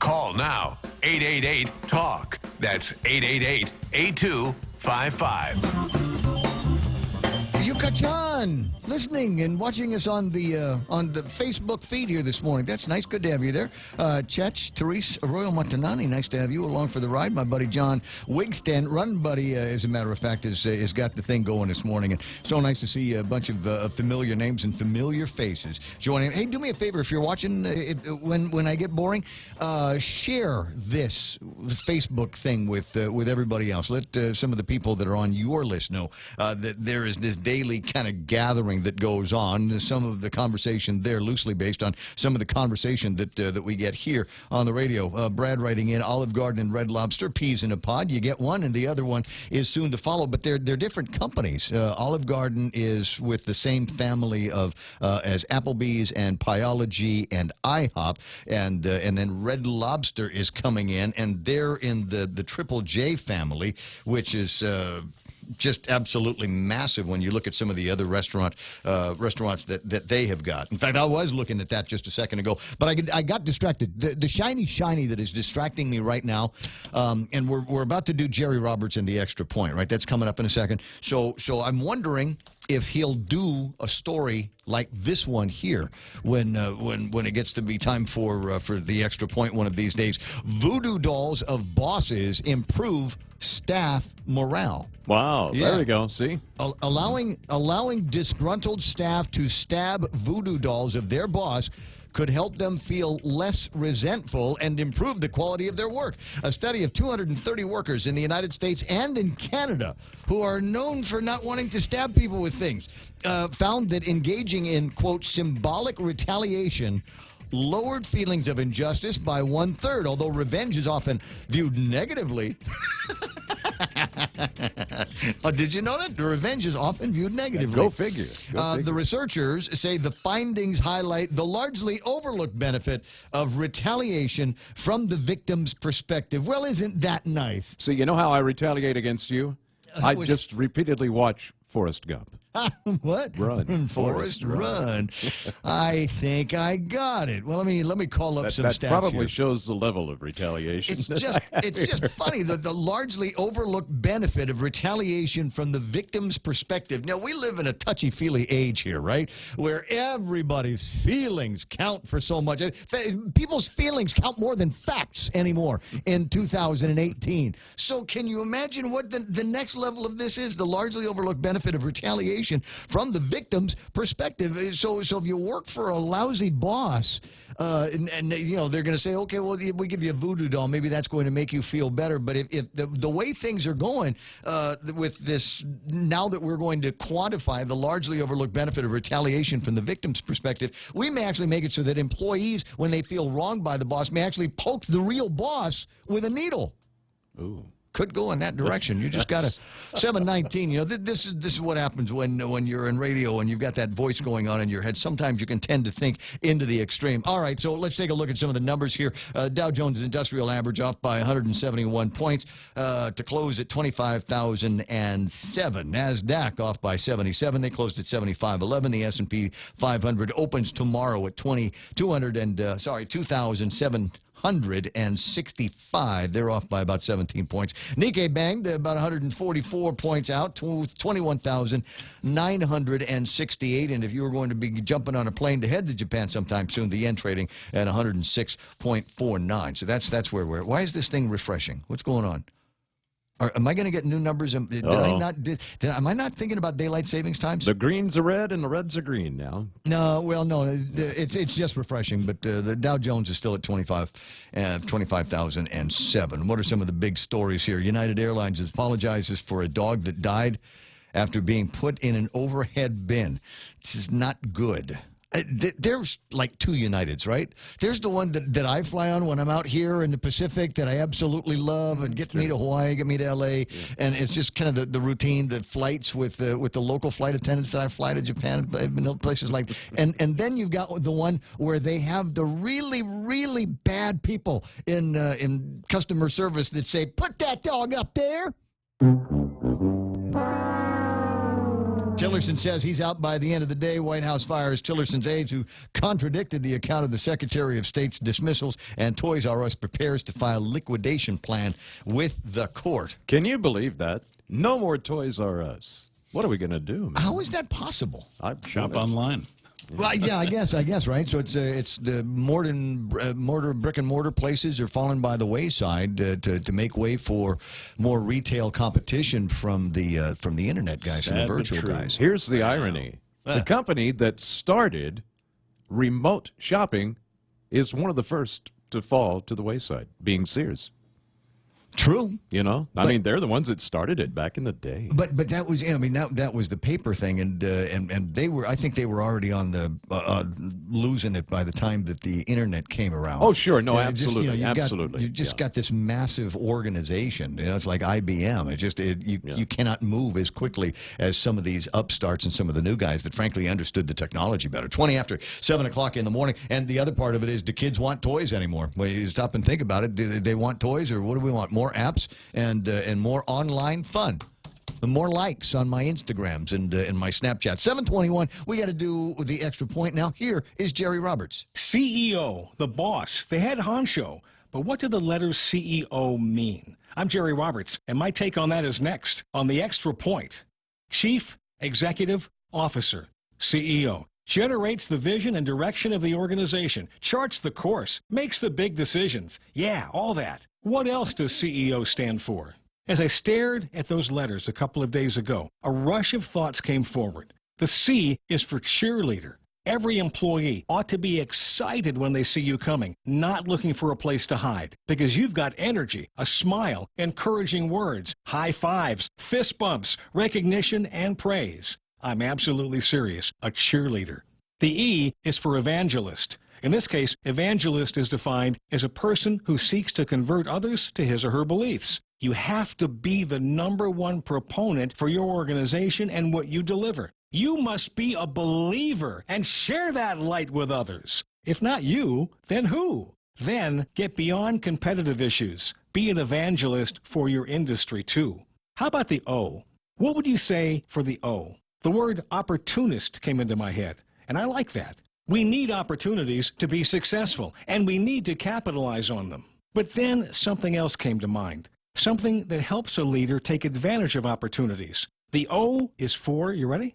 Outsourcer. The leader must do only those things that have the best chance to propel the organization forward. He, she must work on the business, not in the business. Every task that doesn't maximize use of the leader's skills and advances the company must be delegated to somebody else. In fact, if you're the leader, you must be a delegating ninja. You must look at the things on your plate and be absolutely brutal about it, handing off everything that doesn't require your specific talents and purpose.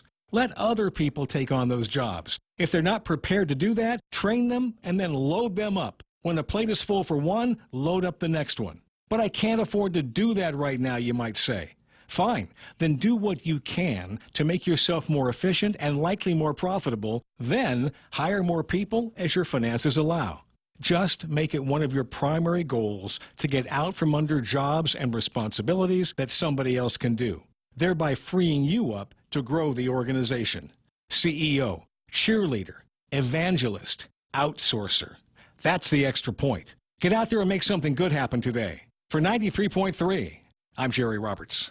Thanks, Jerry. Appreciate that. And maybe tomorrow we'll talk about voodoo dolls for the employees so they can... the symbolic retaliation, so we can engage in symbolic retaliation because our largely overlooked benefit of retaliation from the victim's perspective continues to be largely overlooked. Ow! What was that? It's super, stupendous, it's sensational. It's a sensational seafood menu at Ruby Tuesday with satisfying selections of appetizers like lobster mac, crispy flatbreads, Italian cheese dip, and stuffed shrimp. Try them all and enjoy the selection of sensational seafood for a limited time at Ruby Tuesday, Guam. Let's see, last time I looked at the traffic map was about 50 minutes ago, and a lot changes in this town in less than an hour. Traffic coming out of Jigo. Marine Corps Drive is beginning to busy up, and Dededo, as we get a little bit closer to the first of the Waisang Song roads, is beginning to busy up there. Waisang Song then turns up and Stumbo and then comes back down on Route 3, and we're beginning to see some signs of congestion in some of those usual spots here this morning. Anything to report to you by way of accident? No call-ins for anything like that. 888-8255 if you think you see something that everybody needs to know. If you're coming out of GRMC trying to head southbound on Marine Corps Drive, expect a light or two through there. And if you're going up 14 Alpha, 14A is Santos Hill. Santos Hill, for those of you that don't realize it has a name, is the road that goes from the west end downstairs, upstairs to Marine Corps Drive. And it is chronically jammed at this time of the morning. A lot of people trying to get through there. An amazing number of people that live in Tumon that just need to get to work. 726, that's traffic on the point. Come out for the 4th annual Chucky Run and Fun 5K, 2K, and Flyaway giveaway. Join us Saturday, April 14th at Chuck E. Cheese's Guam. Show at 5:30 and go at 6 a.m. T-shirts, medals, and other cool prizes, refreshments, and indoor activities after the races. Grand prize drawing for all participants is a trip package for 2 to Manila. Register at Chuck E. Cheese's Guam. $8 for students, $12 for adults, and group of 4 Super Saver for just $35. The 4th annual Chuck E. Run and Fun 5K, 2K, and Flyaway giveaway. See you there. Are you waiting too long for a home loan decision? Are you looking for a bank that understands your needs and can close your loan quickly at today's super low rates? Then come no further than Bank Pacific. Our home loan specialists are friends and neighbors from your community, and our decisions are made right here in Hagåtña. Bank Pacific, where we're open to closing your loan in a hurry. Bank Pacific, where others put branches, we place roots. Equal housing lender, credit conditions apply. Viva Bank Pacific.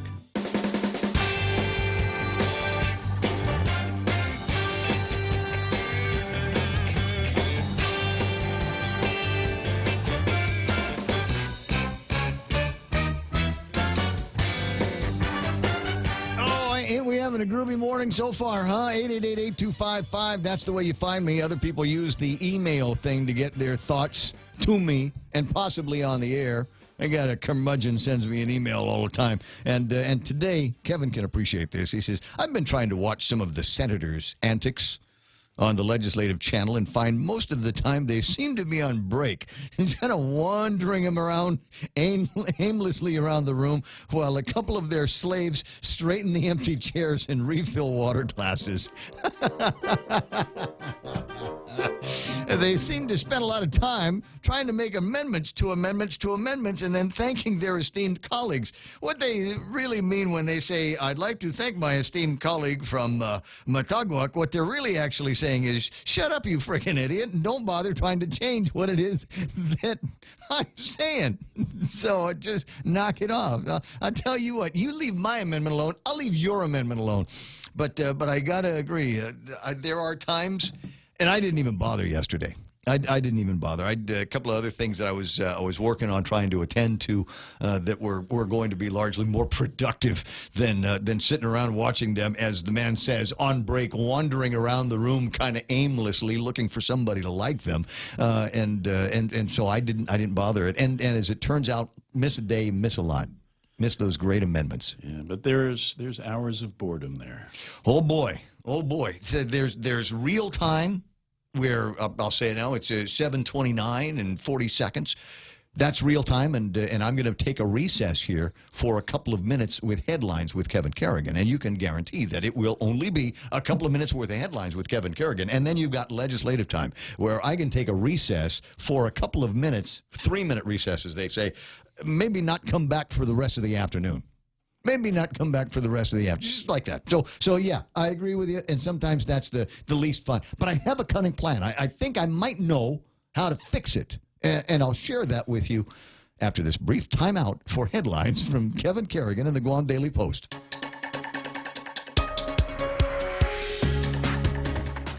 Half a day and good morning, Guam. News time here at The Point is 7:30. In the headlines from the Guam Daily Post this morning, lawmakers go back into session at 9 this morning to continue deliberations on a sales tax bill. Yesterday afternoon, they approved an amendment that would impose a temporary 1 percentage point increase in the business privilege tax from 4% now to 5%. That would be in effect for just 6 months. The proposed 2% sales tax, meanwhile, would be postponed until the new fiscal year begins on October 1st. But before any of that can happen, the bill, as it now stands, would require the governor to resubmit a revised fiscal realignment plan that includes at least $30 million in budget cuts. That would have to be approved by the legislature. The final bill, of course, has not yet been acted on. It may be today. The Department of Chamorro Affairs has been asked to prepare a plan to move their offices out of the Turlahi Professional Building in Agana. Chamorro Affairs President Johnny Sablan telling the Guam Daily Post yesterday that the governor's office has not given him formal notice to vacate the building yet, but he's been advised to get ready. The governor's office, after announcing the closure of sports facilities on Monday, said it would be looking immediately to terminate the Chamorro Affairs lease, among other budget-cutting moves. If required to move, Sablan said that the other divisions within his department that lease office space in the Turlahi building as well will have to move as well. They include the Guam Council of the Arts and Humanities and the Agana Restoration and Redevelopment Authority. At this time, Sablan said they're eyeing some available space over at the Chamorro Village. Expert witnesses expected to be called in the criminal case against former police Colonel Mark Charfaris. The defense intends to obtain an expert in the field of search and seizure, while the government intends to call Police Major Manny Chong to the stand as an expert on the police procedure and law. Charfaris is facing charges of official misconduct and obstructing government functions after berating patrol officers when they responded to an Agate neighborhood on Christmas Eve in 2016. Another hearing is set for March 27th. The case will go to trial, as Charfaris' attorney Randy Cunliffe said there's no opportunity for the matter to be settled outside of a trial.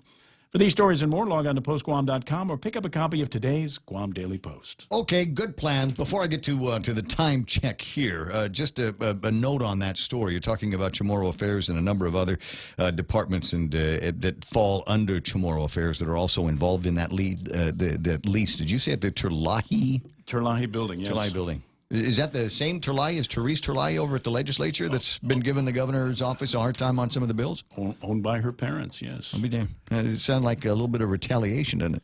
She issued a statement yesterday. Did she? What did that say? We actually did to contact her, and let's see what we've got here. It was a brief statement issued by Chief of Staff, and does it say politics is a hard game? And it's owned by Vice Speaker and Senator Terlahi's parents, Edward and Shirley Terlahi. Senator Terlahi has been at odds with the administration in recent weeks. In response to a request for comment, Senator Terlahi's committee director, Jocelyn DeGuaya, said, Senator Terlahi respects that the executive branch must do what it believes is appropriate under the circumstances, period. Okay. How's that look to everybody else? What's the optics of the situation, as they say? 7:34, that's studio time. Hop on over to iConnect and receive a free gift and automatic entry to win an iPhone 10 with every new 12-month plan from now until Easter. We have those moments in our lives that happen unpredictably. The unexpected instances that we did not really need. Yeah, you can count on us to stay well, Papa to live well, Papa to stay well, making sure you stay well. Oh, I'll lift you up when times are low. I'll see how far we'll go and stay well. Stay Well Insurance. See how far we'll go. Wendy's welcomes the new Smoky Mushroom Bacon Cheeseburger, featuring smoky sauteed portobello mushrooms, melted Asiago cheese, crispy applewood smoked bacon, and crunchy fried onions atop a juicy beef patty. For those craving the same great taste, Wendy's Smoky Mushroom Bacon Potato is also loaded with sauteed portobello mushrooms, cheddar cheese sauce, and crispy applewood smoked bacon. Here, for a limited time, get a delicious Smoky Mushroom Bacon Cheeseburger and Smoky Mushroom Bacon Potato today. Wendy's. Now that's better.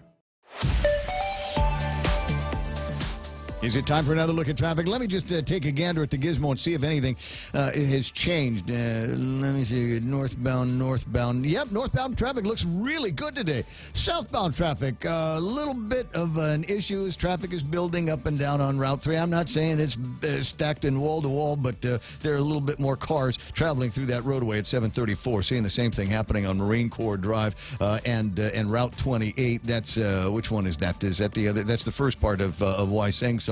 As I'm looking at that. In and out of Marine Corps Drive, and in some spots you might see a little bit of additional traffic. Let me just take a quick look at 8, 10, and 16. Nothing major on 8, 10, and 16 that is worth writing home about. You might run into a little bit of a slowdown just before you get to that one good entrance to Teedson. But otherwise, it looks like the only other spots where you might see some problems is in Manila right now, headed to the school areas, and coming out of Route 4 around Ordat and Sinahanya. And that's it. That's right now traffic on the point.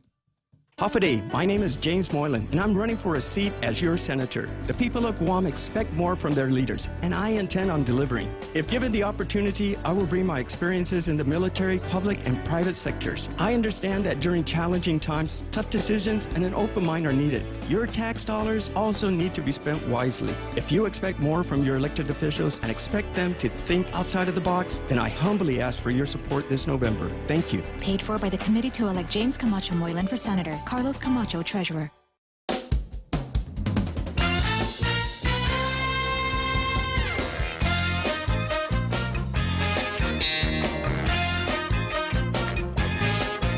Yeah, it's go-go music from the 70s, which I absolutely dig. Hi, my name is Ray Gibson. This is the Ray Gibson Show on The Point. More news with Kevin Kerrigan coming up, and let me see if we can actually create some more news. Actually, this is from a story that I saw in the Daily Post this morning.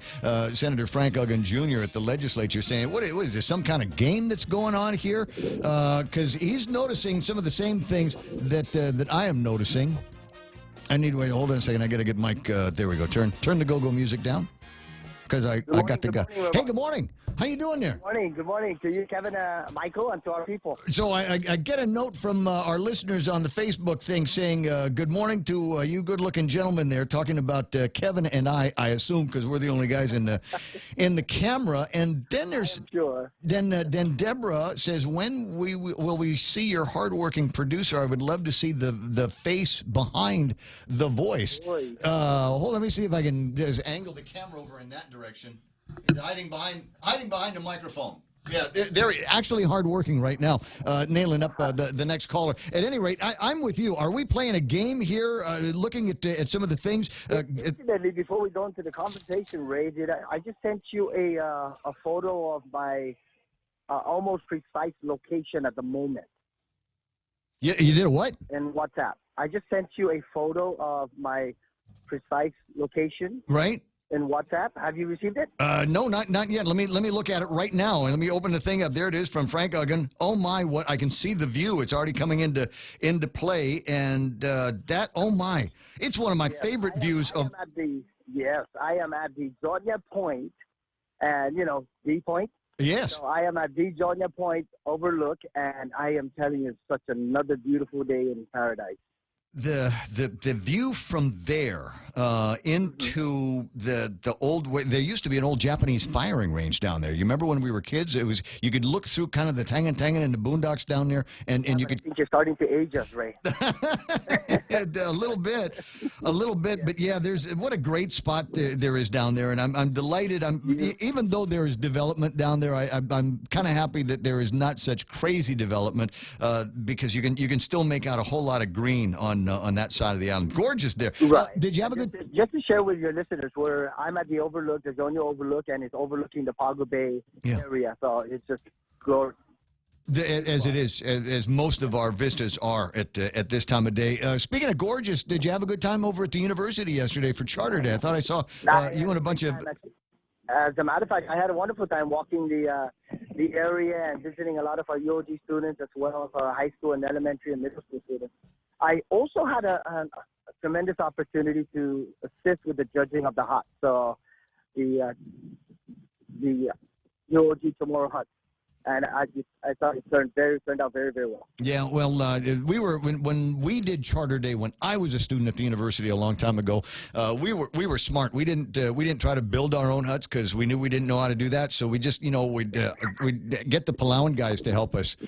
So you commissioned some yeah, they know. I mean, you get some of the guys from the outer islands. They can put up a hut in like 10 minutes, and they go out there and get the wild hibiscus and use that for the lasso, and so that was the way that we did it back then. And it's a great opportunity to share with them once they were done some of the beer that we would get over at the store. That back when you could have a beer at the university. I'm one of the reasons why you can't, by the way.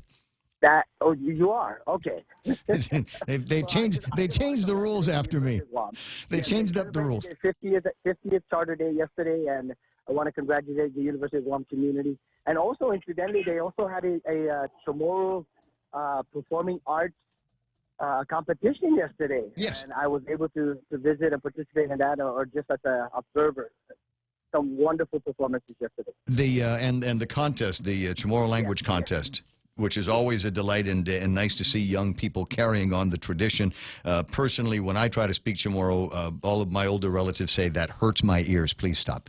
So, but the reason why I wanted to get you on the phone is to see if there was any further elaboration, or if I could vindicate you on your feelings that there's some kind of a game afoot here when we start shutting down things that involve public parks and recreations here, whose fundings don't generally rely on the general fund. There's not going to be that much of an impact on the general fund as much as it's going to be something that just hassles the people that are paying for these services.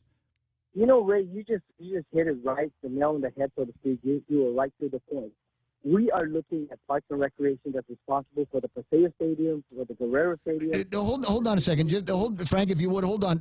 You're kind of muddy in the conversation. It sounds like something is in front of the microphone or your Bluetooth isn't talking to the phone properly. Is there any way that I can get clear audio on you? Well, apparently I'm not on. I'm speaking directly into the microphone. Okay, it's a little bit better now, but yeah. It must be the location. Could be. So service provider. I'm not going to question my service provider. Very good. So what were you saying?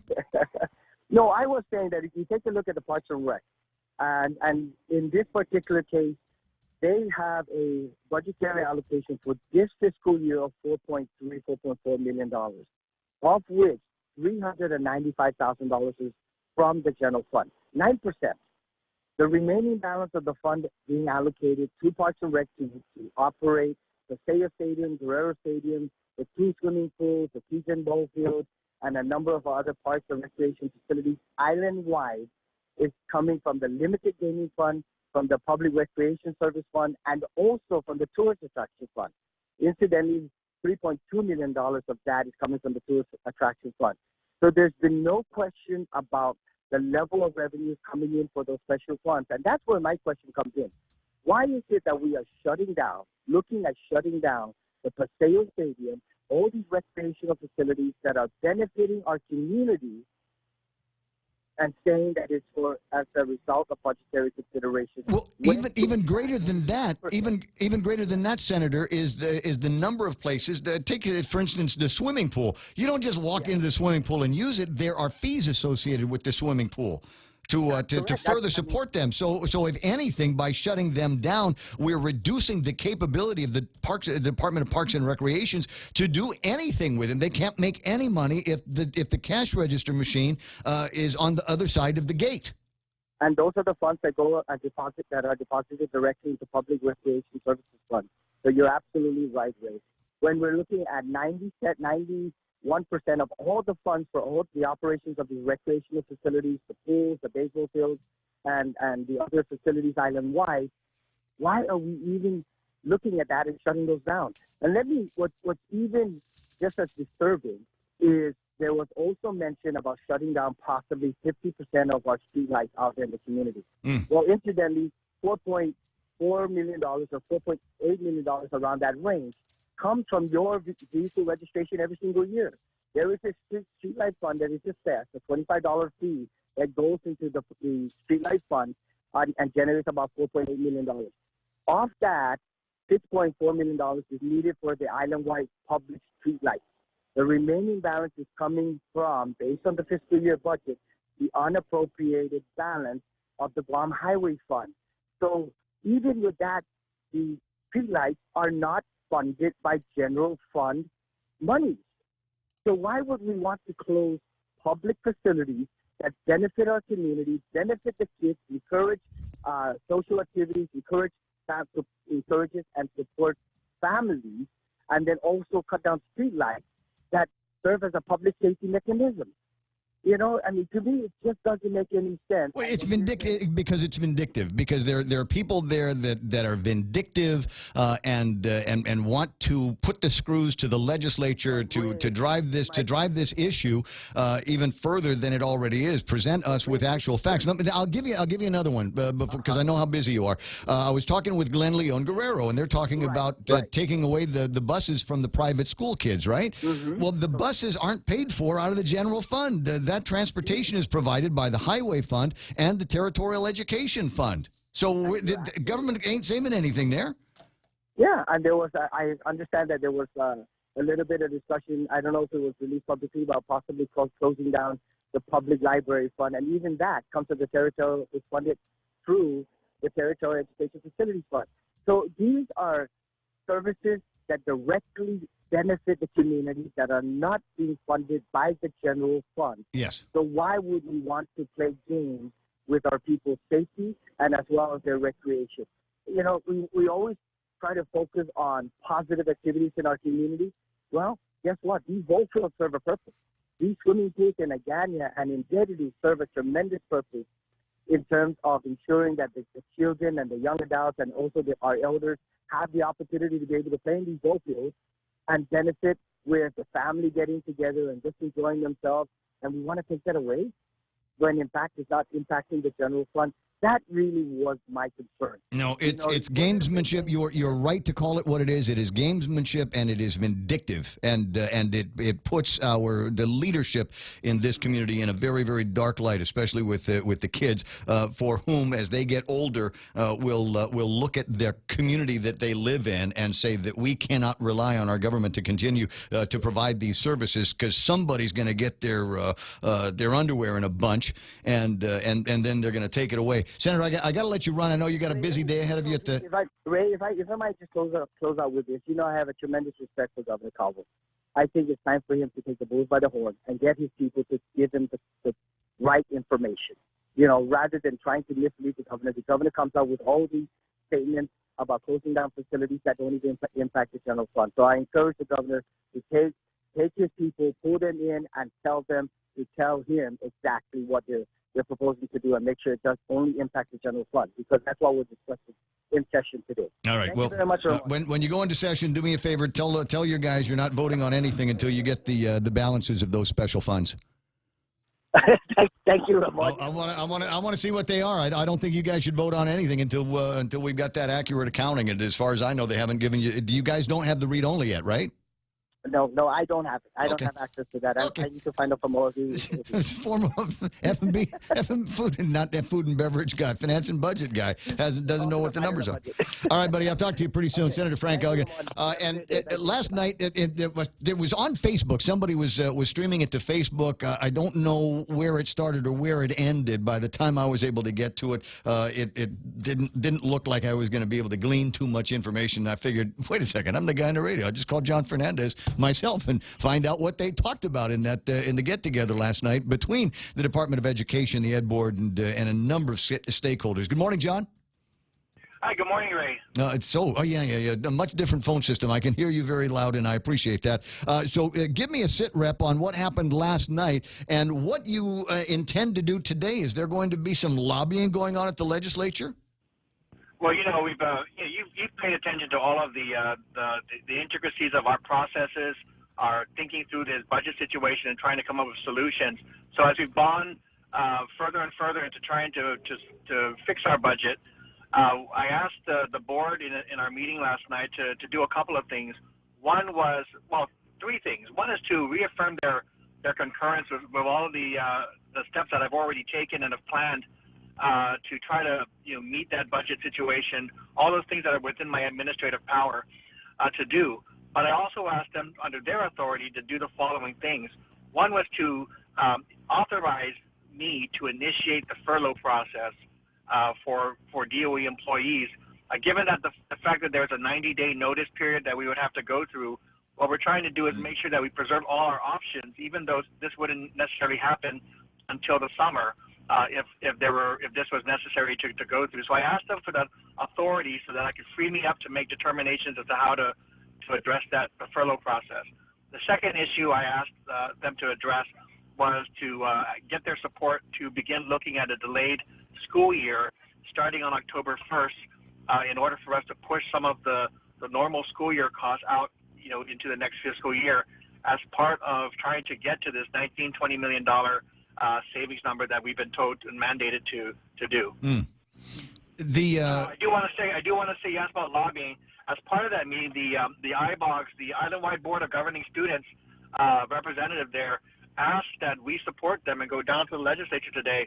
This afternoon, it'll be around 3:30 at the legislature. They're gathering there, and they're trying to get some of their student leaders and friends to gather there. They asked for the support of parents and education officials and so forth. And I know the board chair, I know some of our board members, and I said we would be glad to support them. So I expect them to be down there this afternoon, and we'll join them. All right, and I appreciate that. I've been watching, as you say, the intricacies of moving forward, and now the Department of Education itself saying, all right, give me the power so that we can move forward with the furlough plan. It has to be done right. I know that everybody is going to be watching, including the Guam Federation of Teachers, who had sent out a blast to all of their membership yesterday to attend the board meeting last night so that you could urge on the union's interest, but certainly to make sure that between GDOE and the board at least know that GFT is watching. And so you've got to be very careful about missteps with this, because the last thing that we need is another lawsuit. Well, you know what? I'm confident in handling this, within the department's authority. The way I do things, I go deliberately. I look at everything that needs to happen in order to make sure we're doing things properly. I don't have any real issues about that as long as it's within my control. The things I'm frustrated about is that there's continued inaction by our elected officials to tell us what they plan to do to either address the situation with more revenue or to tell us to continue cutting. It feels like nobody wants to take responsibility for giving us the direction in terms of what they intend for us to do. So we're going to explore all our options and handle our situation. But this discussion about we're going to give you more revenue or we're going to prioritize education has just gone on too long. We're just asking for a decision so that we understand where our elected officials stand. So I'm really behind the students. In fact, I've been talking to Senator Klitsky. He's telling me that I need to review the adequate education law, which that adequate education law allows a student to file a lawsuit against the government to enforce the Adequate Education Act. One of the interesting things he showed me is that the superintendent would be the one directly sued if I fail to take an action to enforce that act. So today I plan to send a letter to the legislature and to the governor saying this is a law. Many of you signed on to this law as senators. You supported this law. You gave us this mandate. I'm asking you to fulfill the mandates that you set forth in public law, and I want to make sure we hold them to that because, this situation has gone on too long. And before I start cutting employees, I want to make sure that we get firm policy direction from our elected officials. I appreciate you saying that, and I'm sure Senator Klitsky is listening to the radio and saying, yep, okay, good, I'm satisfied that your head is in the right place where it comes to the Adequate Education Act. And now, as far as delaying the school year next year, I'm trying to figure out what that would resolve, maybe just pushing off some costs until maybe things get better, because as far as I know, the law still prescribes a certain number of student hours and a certain number of student days, regardless of where they fall on the calendar. Right. So, what I did is I asked the board for its authority to go in that direction. We'll be sitting down with our calendar committee, which involves representatives of the union and representatives of management to go through all the details related to that. Right now, the cost savings I'm anticipating are mostly from reducing operational expenses, and then on the personnel side, it's mostly limited term employees who would normally only work during the school year. I didn't factor in any savings from teacher pay or so forth. Yeah. But I think one of the things we definitely would have to review is what the mandates require and how that will affect the change to the calendar. So we'll go through those details. I think the board asked that we start that committee working on that and get back to them in 30 days to report back our recommendations. So that's what we plan to do. And you know how I feel about summer school. As far as I'm concerned, if you're going to have summer school at all, forget about the buses. And if there's a student that needs to attend summer school, present them with a bill. Charge them for it. They've got 9 months to get it right. And absent anything dealing with some major personal crises or crises of health, it seems to me that we shouldn't have to obligate an entire summer school system and summer school busing in order to make sure that they achieve their marks. If we're going to do that, I think the kids ought to pay for it. And I'm not saying don't have it. I'm just saying let's cover the cost from the people that are bringing the cost. Well, we'll look at that option. I mean, my plan was basically to shut down schools as much as possible from the time the instructional day ends, into the evenings and over the weekends, and then once the school year ends, to shut them down as much as possible, except where summer school is needed, which is for those high school seniors who are potentially going to graduate this summer, or that close to graduating, as well as for our special education students who require an extended school year. Okay, special ed kids, okay, we take care of them. But as far as I'm concerned, you got some guys that are just screwing around their senior year, and if they need that diploma, pay for it. Right, so we'll look at that as well for sure. And then, we still have to work with our buses. We're not sure what their situation will be.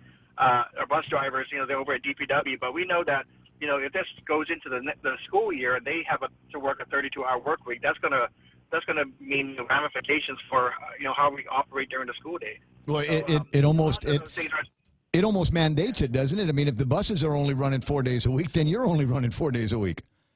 Right. So, I mean, that's a concern for us. But, we assume that means they can only work, no more night differential if they have to go to the early morning pickups and so forth. So it'll squeeze our day, actually. So we'll have to look at those ramifications. All right. We'll watch and see how it plays. Good luck to you, and good luck to the students that are going to be lobbying the legislature about 3:30 this afternoon, huh? All right. Thank you, Ray. All right. I appreciate your time. 7:57 and change. That's Superintendent of the Department of Education, John Fernandez, on the point with me talking about where they are today. We could, if we wanted to, go through the chapter and verse of all of the different things that they're going to be doing to save some money, but I think we've heard them all. I'm just thinking that they're going to be done before 3:30. They'll probably vote and be gone before the students show up. Well, but still, so this is what he said. Look, just give me a decision. Let me know what you're going to be able to do. But based on the bill that we're talking about, and so as far as I'm concerned, it's not a foregone conclusion, Kev, because what they've done over at the legislature is they've told the governor, it's like that old Rolling Stones song that former Speaker Ben Pangolina would bring out every once in a while. You can't always get what you want, but if you try sometime, you just might find. Come on, boys. You get what you need. Thank you. It's karaoke time on The Point. And so... a temporary 1% BPT. Exactly. But it's a temporary 1% BPT based on whether we love or not the paperwork that you send down here on fiscal reorganization and prioritization in the government of Guam. And they joked about it the last time at the legislature by tossing in that red meat about let's make you guys a part-time legislature, what B.J. Cruz called the nuclear blast. So as far as I'm concerned, that's still not a decision.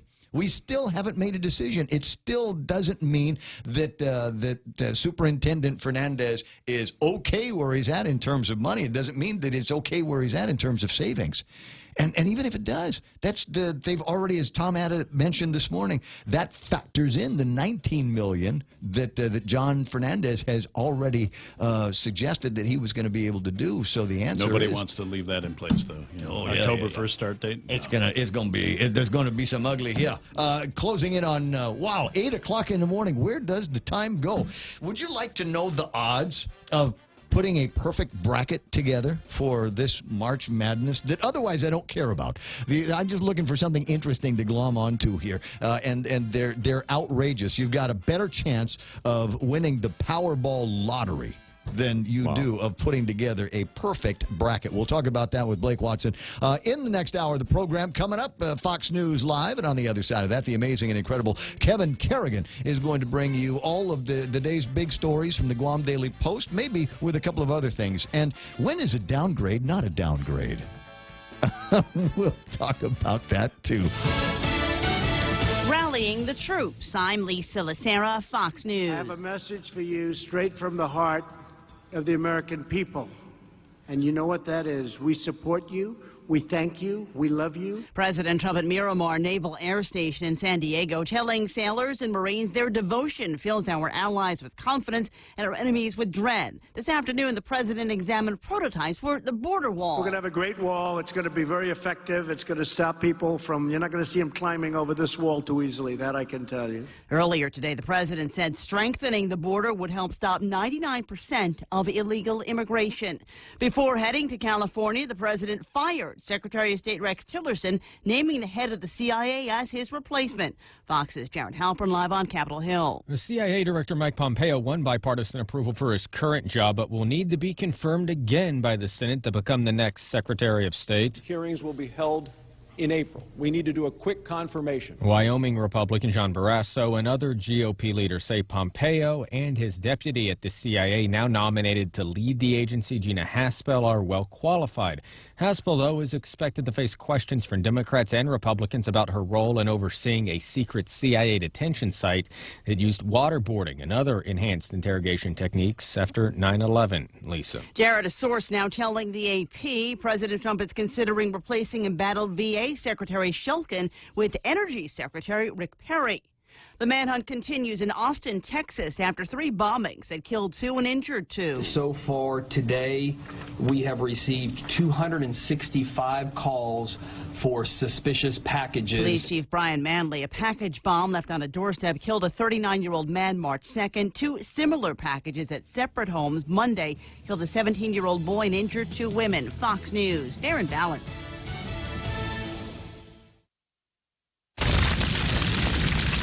Wildfires burn millions of acres each year.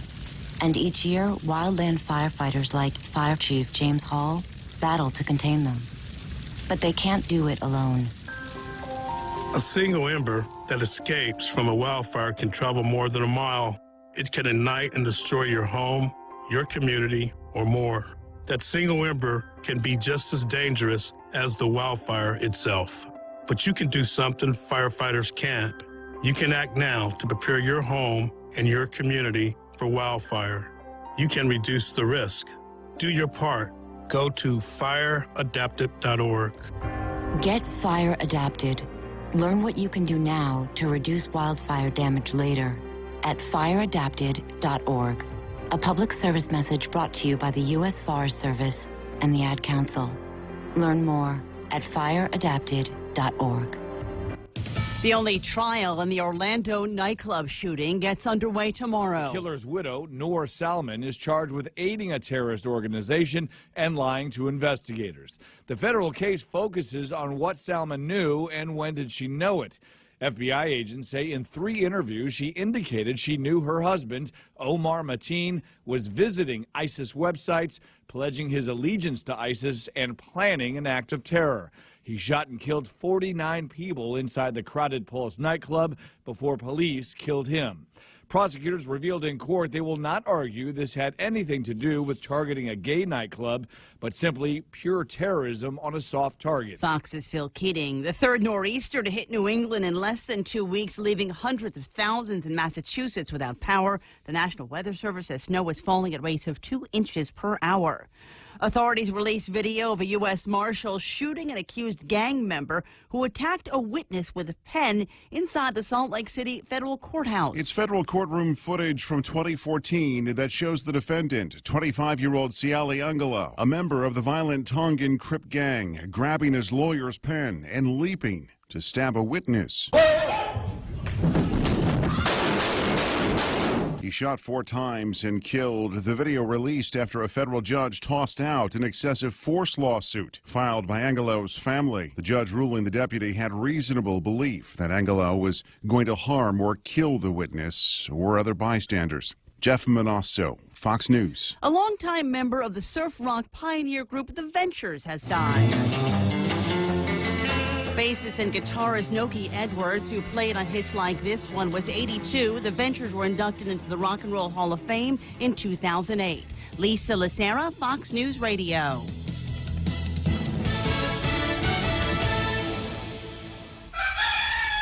This KFC chicken is great. Shrimp. Hey, who are you calling shrimp? KFC's new shrimp burger. It's great. Howdy, folks. KFC's Colonel Sanders here. Try our new shrimp burger and all our seafood items available this season. KFC Food Kelliquin, breaded shrimp, seafood salad, and of course, we can't forget your one and only favorite KFC original recipe chicken. All right. I need to try KFC's new shrimp burger. Good, because you really are shrimp. Hey, a 5-7. KFC, it's finger-licking good.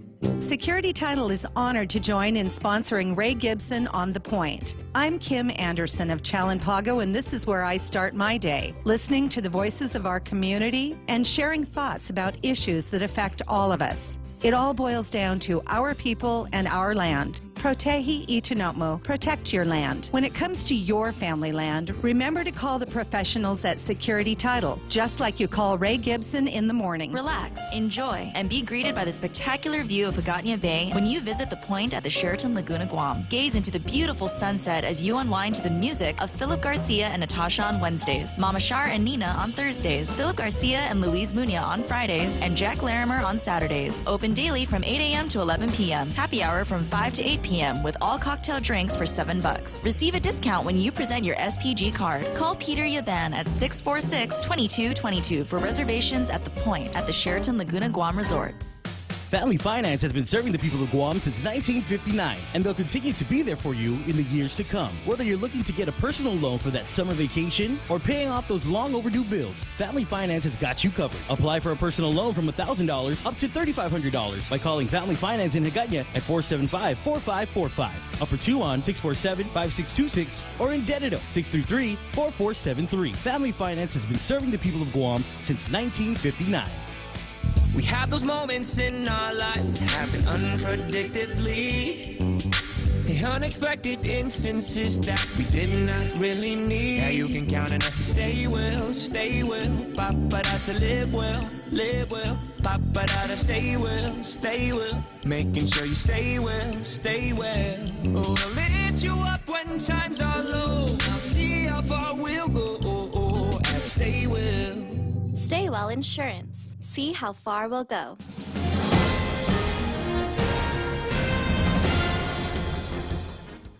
Half a day and good morning, Guam. News time here at The Point is 8 minutes past 8 a.m. this Wednesday morning. I'm Kevin Kerrigan. Here's a look now at some of the top stories from the Guam Daily Post. Lawmakers heading back into session again this morning at 9 after approving an amendment yesterday to the sales tax bill they're considering, which would impose a temporary 1 percentage point increase in the business privilege tax from 4% now to 5%. That would remain in place until the end of the fiscal year on September 30th, and only after that expires would the 2% sales tax take effect. The BPT amendment was introduced by Senator Tommy Morrison, who argued that the government of Guam needs an immediate infusion of cash to deal with the $67 million fiscal crisis it now faces. He argued that more time is needed to implement the rules and regulations for a sales tax. But before any of that can happen, the bill, as it now stands, requires the governor to resubmit a revised fiscal realignment plan that includes at least $30 million in budget cuts. That would have to be approved by the legislature before any tax increase takes effect. A final vote on the tax bill is expected today. Guam swim teams face the challenge of finding a place to train should the planned closures of the Agana and Dededo swimming pools take place this weekend as ordered by the Calvo administration. Guam Swimming Federation President Ed Ching telling the Post that there are two major swim competitions scheduled for this summer, the Oceania Championships in June and the Micronesian Games in July. Closures of the pools, he said, will have a chilling effect and hurt efforts to prepare swimmers for those events. The governor ordered the closures of the pools and other sports facilities Monday as he continues to pressure the legislature to approve a new sales tax. The administration says the facilities will be closed until funding is available. Moody's Investors Service has changed the outlook on the Guam Waterworks Authority's Baa2 revenue bonds to negative from stable. The move affects about $500 million in outstanding bonds. According to a release from Moody's, the change in outlook was triggered by the deterioration of the government of Guam's financial and liquidity position. Release from Moody's notes the possibility that even though GWA's revenue bonds are separate and distinct from the government's general fund revenues, further deterioration in GovGuam's finances could pressure the authority's finances. The change in outlook to negative by Moody's follows a similar move last week by Standard & Poor's. We'll have more news after this. Join the most excellent of egg hunts. Chuck E. Cheese's Guam is holding their annual indoor egg hunts on Tuesday, March 27th from 3 to 7 p.m. Pre-register for the right age group in one of the 4 egg hunts per hour. Bring your baskets to hunt those eggs. Stay and play for the best experience. Call 647-4544 to register or stop in the restaurant and sign up. Excellent egg hunts at Chuck E. Cheese's Guam. Are you a veteran or on active duty looking for a home loan and VA eligible? Then Bank Pacific stores are open to you, where we are a VA-approved preferred lender. That simply means we can give you faster credit approvals and loan closing. And with today's super low rates, you just can't go wrong. Bank Pacific's My VA Loan, where we're open to closing your loan in a hurry. Bank Pacific, where others put branches, we place roots. Equal housing lender, credit conditions apply. Viva Bank Pacific. It's 11 minutes past 8 a.m. here at The Point. A forensic evaluation of Joseph Sagdal has determined that he did not have diminished mental capacity when he shot and killed 2 men in December of last year. Sagdal's attorney, David Lujan, maintains that his client was under some kind of mental incapacity after he was hit with a metal rebar in the face. Lujan maintains that as a result of that, Sagdal was unable to control his actions when he killed 18-year-old Broky Tomaso and 25-year-old A.V. Marachong. The defense is in the process of bringing a psychiatrist to Guam from Honolulu to make that case. The trial is set for September 10th. Sagdal is being held on a $500,000 cash bail. The Office of Public Accountability overnight releasing its audit of the GovGuam contributions to the Guam Football Association. The audit report found that GFA officials did not follow either the FIFA or the Asian Football Confederation Code of Ethics. The Guam Department of Parks and Rec also failed to create an MOU for the use of the Northern Soccer Stadium. GFA significantly delayed remitting the event admission assessment fees, and the Guam Visitors Bureau did not request an accounting of the $400,000 granted to GFA. GovGuam has a public-private partnership with the GFA, and GovGuam has committed $1 million in tax credits and granted 2 leases of GovGuam land to GFA for $1 a year for 30 years. The audit was conducted following the guilty plea entered in federal court last year by former GFA President Richard Lai. For these stories and more, log on to postguam.com or pick up a copy of today's Guam Daily Post. Here's Ray with the weather. It's going to rain at some point. That's what the weather guessers are talking about. They're looking at a couple of things on the satellites. They could be bringing some wind and some rain into this area, but also getting word that there is a high surf advisory up in the northern end of Guam until about tomorrow morning at 6 a.m. Our recommendation, if you don't need to get in that water, don't get in that water. It's dangerous. People have been known to die up there, even the ones that they say were, he was a good swimmer. I don't know what happened. So stay out of that. Partly cloudy skies tonight, isolated showers, winds to about 20 miles an hour. Expect daytime highs today to be about 89 degrees. That'll last until about sunset at 6:30 when easterly winds will bring in some more isolated light showers and overnight lows of about 77 degrees. 8:12 in the morning. That's news and weather together here on The Point. Wendy's welcomes the new Smoky Mushroom Bacon Cheeseburger, featuring smoky sautéed portobello mushrooms, melted Asiago cheese, crispy applewood smoked bacon, and crunchy fried onions atop a juicy beef patty. For those craving the same great taste, Wendy's Smoky Mushroom Bacon Potato is also loaded with sautéed portobello mushrooms, cheddar cheese sauce, and crispy applewood smoked bacon. Here, for a limited time, get a delicious Smoky Mushroom Bacon Cheeseburger and Smoky Mushroom Bacon Potato today. Wendy's. Now that's better. Yum! Portions of the program brought to you by my friends over at First Hawaiian Bank, where it all starts with yes. Water.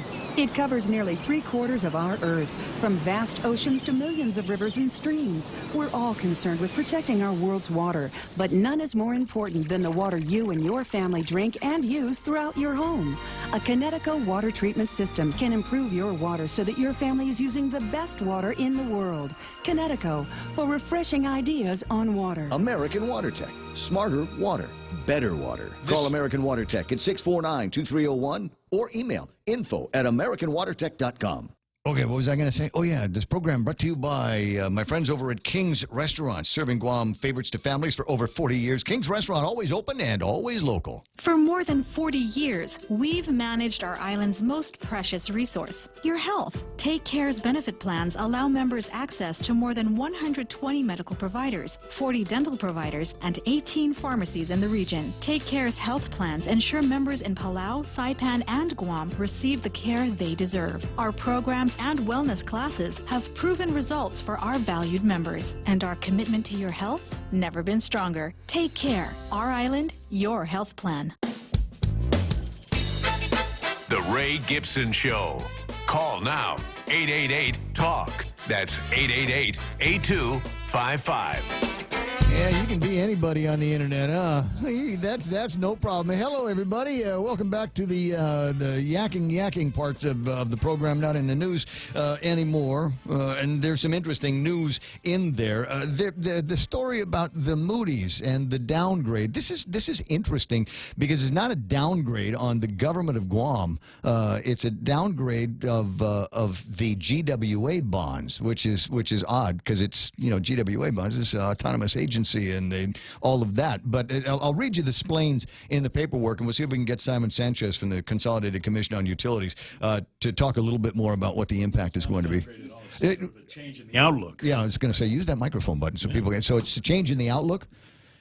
Moody's investors changed the outlook on GWA's Baa2 rated water and wastewater system revenue bonds to negative. Outlook is negative, but the actual bond itself has not been downgraded. Okay, and so why would it make a difference on a GWA bond? Why is the government of Guam's issues colorizing that one? Speaking of colorizing, Blake Watson, if you follow him, you should be following him on the Star 101 site and his own in his own social media here is now a redhead.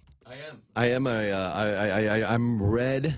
What would you call that red? Maybe more like a I don't know what kind of red that is. It's almost Burnt like orange. More like a burnt orange. It's not like your true like primary red. It's more of a like a light auburn. Do you remember Senator Judy Guthertz? Of course I do. Okay, there you go. That's the color I was shooting for. And I think Guthertz is the actual name of that color. Of that color? Yeah. So if you wanted, if you saw it, if you like it, you would think, I'd like that for myself. You can go to any place on Guam that does hair and makeup, and they will be able to. You just say, I'd like the Guthertz. Without the perm, right? Because if you go full Guthertz, you may get the whole spiral curls. As the man said in the Pacific Thunder movie, you don't know, you never go full Gutherz. You never go full Gutherz. That's what I'm saying. So at 8:18 in the morning, and we can't do this without the theme. So, ladies and gentlemen, it's time to investigate sports with Blake. Okay, now do just enough sports so that we can justify calling it a sports report, and we'll get into some other stuff. Okay. Despite the rain yesterday, let's see here. The IIAG tennis season officially came to a close. 2 rain delays as the finals matches took place at Ninenti Tennis Courts, which by the way, you taught me everything I know about the Rick Ninenti Tennis Courts. Rick's an awesome guy. He is. He's very nice. Mr. Very nice. Tennis. And league MVP in academies, Torrey Smith had beaten St. John's junior Annika Sakdev in the regular season, but the finals, different story. Sakdev gets redemption. 8-3 win for the crown, and then Camacho. Where am I at here? There we go. Camden Camacho defeated teammate Gabriel Tan 8-2 to take the boys singles crown. Okay, all of those guys, Sachdev, by the way. Oh, Sachdev. Okay. Yes, all of those guys, Camden, Gabe, Mason, Torrey. They've all been playing since they were like 6 years old. Oh yeah. Yeah. Oh yeah, all of them. Trust me, it's not the first time they've met each other in competition. What you'll see is between those 3 and 4 guys is the 1 week one guy will be the winner, and then the next week it'll be the other guys. They're like that. Yeah. They're kind of like the top 3 guys in the WWE. Always vying for the heavyweight title of the world. They just swap championships. Were they on that trip with Mason over into the Middle East, the Persian Gulf, when they went to play? Any of those guys? No. But Annika wasn't because she's because was it co-ed on that tournament? Yeah, but I forget who the girl was that went. Okay. Anyway, but yeah. And March Madness is coming up. As you saw, you can attest to this as you weigh in earlier this morning. I was making my bracket. Well, I wasn't making it. I was pulling it off the printer. All right. So the odds of picking a perfect bracket are 9.2 quintillion to 1. Say what?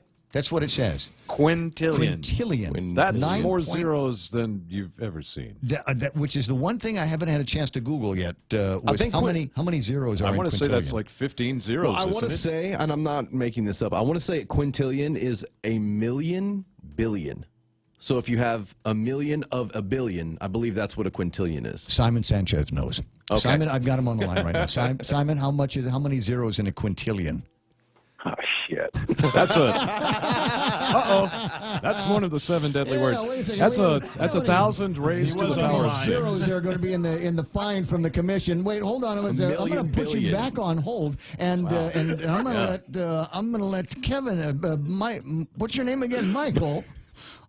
It's hot in here. I didn't have that button ready. I wasn't expecting that. Wow. It's warm here. Well, it's not just my hair that's red now. My hair and my hair and my beard are not the only thing that's red. All of a sudden, it's. So how many? But yeah, that's zeros 1,000 raised to the power of 6. 1,000 to the power of 6, so that's 000, and then we add another 6 zeros to that. Is that times it by 6 zeros? Times it by itself that's 6 times. 18 zeros. 18. That's basically a billion. All right, so not a million, so it's more. Okay, so maybe that's a trillion. That's a million billion. It could be. Okay. Yeah. I thought BJ would be the first to say a bad word on the show. I wasn't sure, but you knew it had to happen. Hey, look, man, more than a month and we just had our first one. I think we're doing good. Happy I was here for that. Considering all the conversation that is going on. And I got it on tape, too. And now, speaking of tape, this is amazing. There's a service that's out there, and they will release from time to time a listing of the videos that are out, but on DVD, out on DVD now. And the reason why this struck me as odd is because I haven't watched anything that is in circular anything that moves around or in a circle in forever. Everything is online now. You know, I subscribe to HBO Now, the freestanding one, so the one that's not Go. But I'm always curious with that because I was looking to watch The Shape of Water and Justice League, but for some reason, just like what you're saying, they don't market the release of DVDs anymore. Well, there's at least one outfit that still does. So Shape of Water is actually out on DVD. It is? Okay. You just got to go someplace and find a DVD.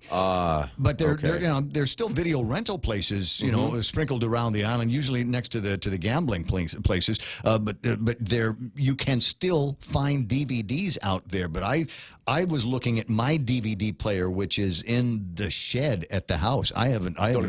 Wow. No. You know, I read a story about my hometown of Dallas, and this is interesting what we're talking about. They're bringing back VHS tapes. There is a couple of record stores, a couple of vinyl shops in Dallas that will rent out VHS tapes and also VHS players, to which prompted me to go to Amazon. Now, here's the question. Can you still buy a brand new VHS player? The answer, or VCR, is yes. You can. Now, they don't make them anymore, but I guess they're all back stock from like the last one was made in like 2012 or something like that. But you can still get them on Amazon, and they're coupled with DVD players, right? So you can buy mine. I really want one of these things. So they're going to go back in the business of renting VHS tapes, which means that there will be finally a generation that will know the heartbreak of looking at a row of covers and then you pick up the cover and you look behind it, is the VHS there? Crap, it's not there. Or as Simon would say, sugar, it's not there. You remember that disappointment of going into the rental place to do that? Was the worst. I liked it, and I liked it when they had two copies back behind there. But I want to leave you with this, Ray, as food for thought and a challenge to anybody out there. Since I didn't know if I could work it in, but I can. This is a question I posed myself yesterday. Now that we've heard from Simon, it's pretty much everything can get worked in here. Is there anyone that has ever met anyone who has not seen The Wizard of Oz? I mean, really, is there anyone that exists that has never seen The Wizard of Oz? I don't know. I'm sure there's a small percentage of people. There may be. I don't personally know. That was one of the VHS that I think everybody owned, no matter where you went, no matter who you were, and everybody's VHS was always the same. It just looked like everybody's favorite book. You know, the cover of the VHS was all beat up and worn, and you know, everybody loves The Wizard of Oz. So just a question I thought that I'd like to interject it here. Has anyone never seen The Wizard of Oz? You've seen it, Kevin? Yes? I bet he knows all the words to all the songs. Dozens of times. We've all seen it, right? Yeah, there's no place like home. Made the reference to the, who's behind the curtain all the time, and that's where that reference comes from. So, all right, I'm gonna let you run here, and we're gonna take a real quick break, and then I will bring in Simon, who's the colorful language here. So Harvard education, and we can spend a couple of minutes talking about the connection between Moody's, GWA, and the government of Guam. Sir? You know, studies show that the most intelligent people curse a lot. Just saying. I'm going to curse a lot while these commercials are playing.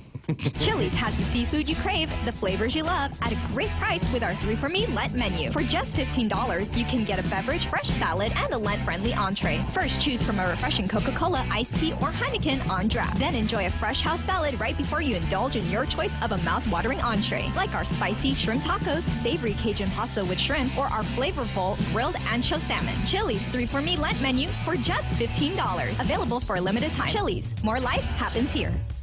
Family Finance has been serving the people of Guam since 1959, and they'll continue to be there for you in the years to come. Whether you're looking to get a personal loan for that summer vacation or paying off those long overdue bills, Family Finance has got you covered. Apply for a personal loan from $1,000 up to $3,500 by calling Family Finance in Hagåtña at 475-4545, Upper Tuon 647-5626, or in Dededo 633-4473. Family Finance has been serving the people of Guam since 1959. Yeah, let's look at traffic here. 8, 10, and 16 is fine just the way it is, but everything south of that is it's going to be a little bit tricky. In and out of 8, 10, and 16 on Route 8 is I got a couple of bands of bad weather through there, so expect some delays as you're trying to get from 8, 10, and 16 towards that one good entrance to Tiedzen. In and out of the airport, actually going up the airport hill, you might see some slowdown, so actually that's people turning into the airport from there. Okay, I see what's going on. And what's that in Tamuning? over by down the street from Kmart, that intersection there by Fiesta. Looks like there might be a little bit of a slowdown at that light. And of course, just everything coming out of Dededo. Even if you haven't hit Route 3 yet, you might still see some slowing down until you get past that. And then it's just regular stop and go until you get to about St. John's. 826 on the point. Subway's got your fresh choices for Lent. Sink your teeth into the classic tuna or indulge in the mouth-watering greatness of our seafood sensation. Or try our tasty Veggie Max, a delicious vegetarian patty free of artificial colors and flavors. All our subs are served on freshly baked bread paired with vegetables, cut fresh daily in restaurants, and sauces that are sure to excite your taste buds. Visit any of our convenient locations today at Subway. Fresh is what we do. We have those moments in our lives that happen unpredictably. The unexpected instances that we did not really need. Yeah, you can count on us to stay well, pa-pa-da to live well, pa-pa-da to stay well, making sure you stay well. Oh, we'll lift you up when times are low. I'll see how far we'll go, and stay well. Stay Well Insurance. See how far we'll go. See how far I'll go. My name is Ray Gibson. It is 8:27 in the morning, and hey, Marissa, you stick around there. I'm gonna. There's gonna be Simon, and then Kevin, and then you, and then we'll talk about some great things going on over at the Dusatani. But I everybody got this note here a little bit ago. I think we're gonna get official press releases coming out of the governor's office. But Moody's has issued a press release that they have changed their outlook on GWA BAA2 revenue bonds. They've changed that outlook to negative, and without using too colorful a kind of language on that, Simon Sanchez from the Consolidated Commission on Utilities. What exactly does this mean for GWA and it moving forward with any bond initiatives that you may have? Well, first, for the record, I want to say I was misquoted. But if Mike can erase that tape, or I guess we don't have tapes anymore, digital, I would greatly appreciate it. I think the answer to the question about quintillion, whether it's the number of zeros or the number itself, it's a number far bigger than any of us ever have to worry about. Oh, so something along the lines of you add up all of the numbers of all of the credit card identifications, is a 4521, 78910, et cetera, et cetera. Those numbers will all add up to a quintillion. Okay, I think I got it. Right, and Samoa was settled 3,000 years ago. All useful information to some people, but not to most people. Right. So what I'm trying to get through here on the conversation about with Moody's after reviewing the press release that they sent out, and this is the part that kind of I don't know would infuriate me. The negative outlook reflects the recent weakening of the government of Guam's finances and liquidity, and the possibility that although authority revenues are separate and distinct from the government's general fund revenues, the further deterioration on the part of government could pressure the authority's finances. So I'm wondering if you're getting, how would Ben Pangilinan say it? Somebody's saluting with somebody else's cap. You're getting painted with somebody else's brush, if you will. Well, we're part of the family, and I liken it to, when the first member of the family that get a cold, pretty soon everybody has the cold. That's sort of what's going on, except in this case, this is the head of the family getting a cold, and it's spreading the virus. But, frankly, no big deal. Not surprised that we were downgraded. That sounds like a bigger word than it is in this context. Yeah, we're still investment grade. We just have a negative outlook versus a positive outlook, and we have a negative outlook because our sister, brother, wife, whatever you want to call the general fund, is sick. Okay, and I think it will pass. I think it'll be interesting to see what the rating agencies do in the coming months as the governor and the legislature do try to sort it out. But I believe there are 8 votes today for a solution, and I call it, and that's going to be Senator Morrison's 5% short-term increase in the BBT. Boy, does that number sound familiar, Ray? That's exactly what I proposed 7 weeks ago. It gives you some revenue relief to buy you the time over the next 6 months. And over the next 6 months, instead of rushing into a sales tax, they're going to propose rules and regs. People get to look at it, beat it up, and see whether that is still the right way to go. And more importantly, in 6 more months, we're forecasting $67 million. You'll actually have actual numbers that tell you that will give you some information. Mm-hmm. And if they really, this is my big hope, because there's the disappointed six that they're probably not going to vote for the bill, and they're going to be able to say, see, I didn't vote for raising taxes, but they really didn't vote for cutting $67 million out either. And I mean, if you need to talk about what you're willing to vote for, not what you're willing not to vote for. And I think that's what some of the new senators are learning, that after a while you can't just keep saying no, no, no. You got to say yes to something. And I think it's unrealistic to expect the government of Guam, despite all of our consternation and complaints, to come up with $67 million, a hospital subsidy in the next 6 months without either raising some taxes or cutting something so deep that people go, ouch, I don't like that either. And I don't see how they're going to be able to do it without some tax relief. Doris Brooks mentioned it last week that even the states are having to say, I got to raise something because I can't cut it all. So I hope that the new senators, that the disappointed six, will not stop in their effort to try to find ways to get. We've got the patient Gov Guam out of ICU now, or at least depending on if they vote for it and the governor signs it. But you can get the patient out of ICU, and now we can talk about long-term improvement to our fiscal health, which you know and I know that no one gets healthy overnight. You got to work at it, you got to keep working at it, but you do have to change some habits. And they get Budget 19 to actually crystallize what they want to change, and at least Senator Uggan put in his reorg bill that the governor wanted, which they've adopted faster, and similar to what Senator Kaliski had proposed. It, the money hasn't left the economy; it's just gone to taxpayers. But now we're asking taxpayers, that could have used that money for their family, to say, please give some of that back to keep our government going. And now you're hearing taxpayers, and maybe that's the blessing of the last 7 weeks. Taxpayers are saying, look, if I got to help you, you have to get healthier.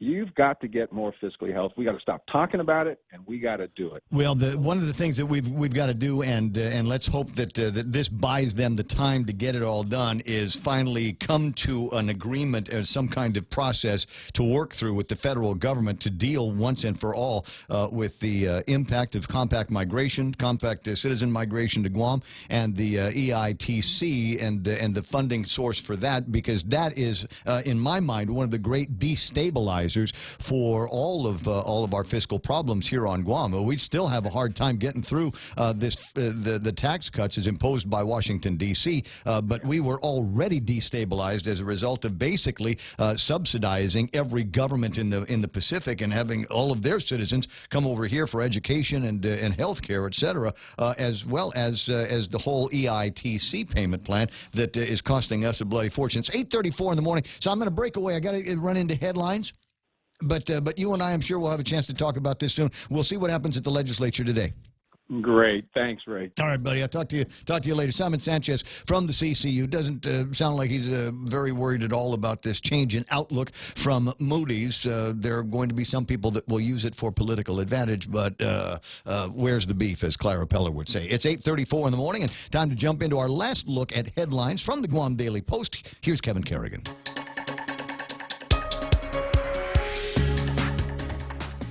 Hafaday and good morning, Guam. In the headlines from the Daily Post this morning, in the face of the ongoing fiscal crisis, the Guam Education Board last night reluctantly approving a new round of austerity measures for the island's public schools. Those measures include the initiation of an employee furlough process and preparing for a delay in the start of the next school year until October 1st. Among the other cost-cutting measures approved were to close school facilities after classes are over for the day and during weekends.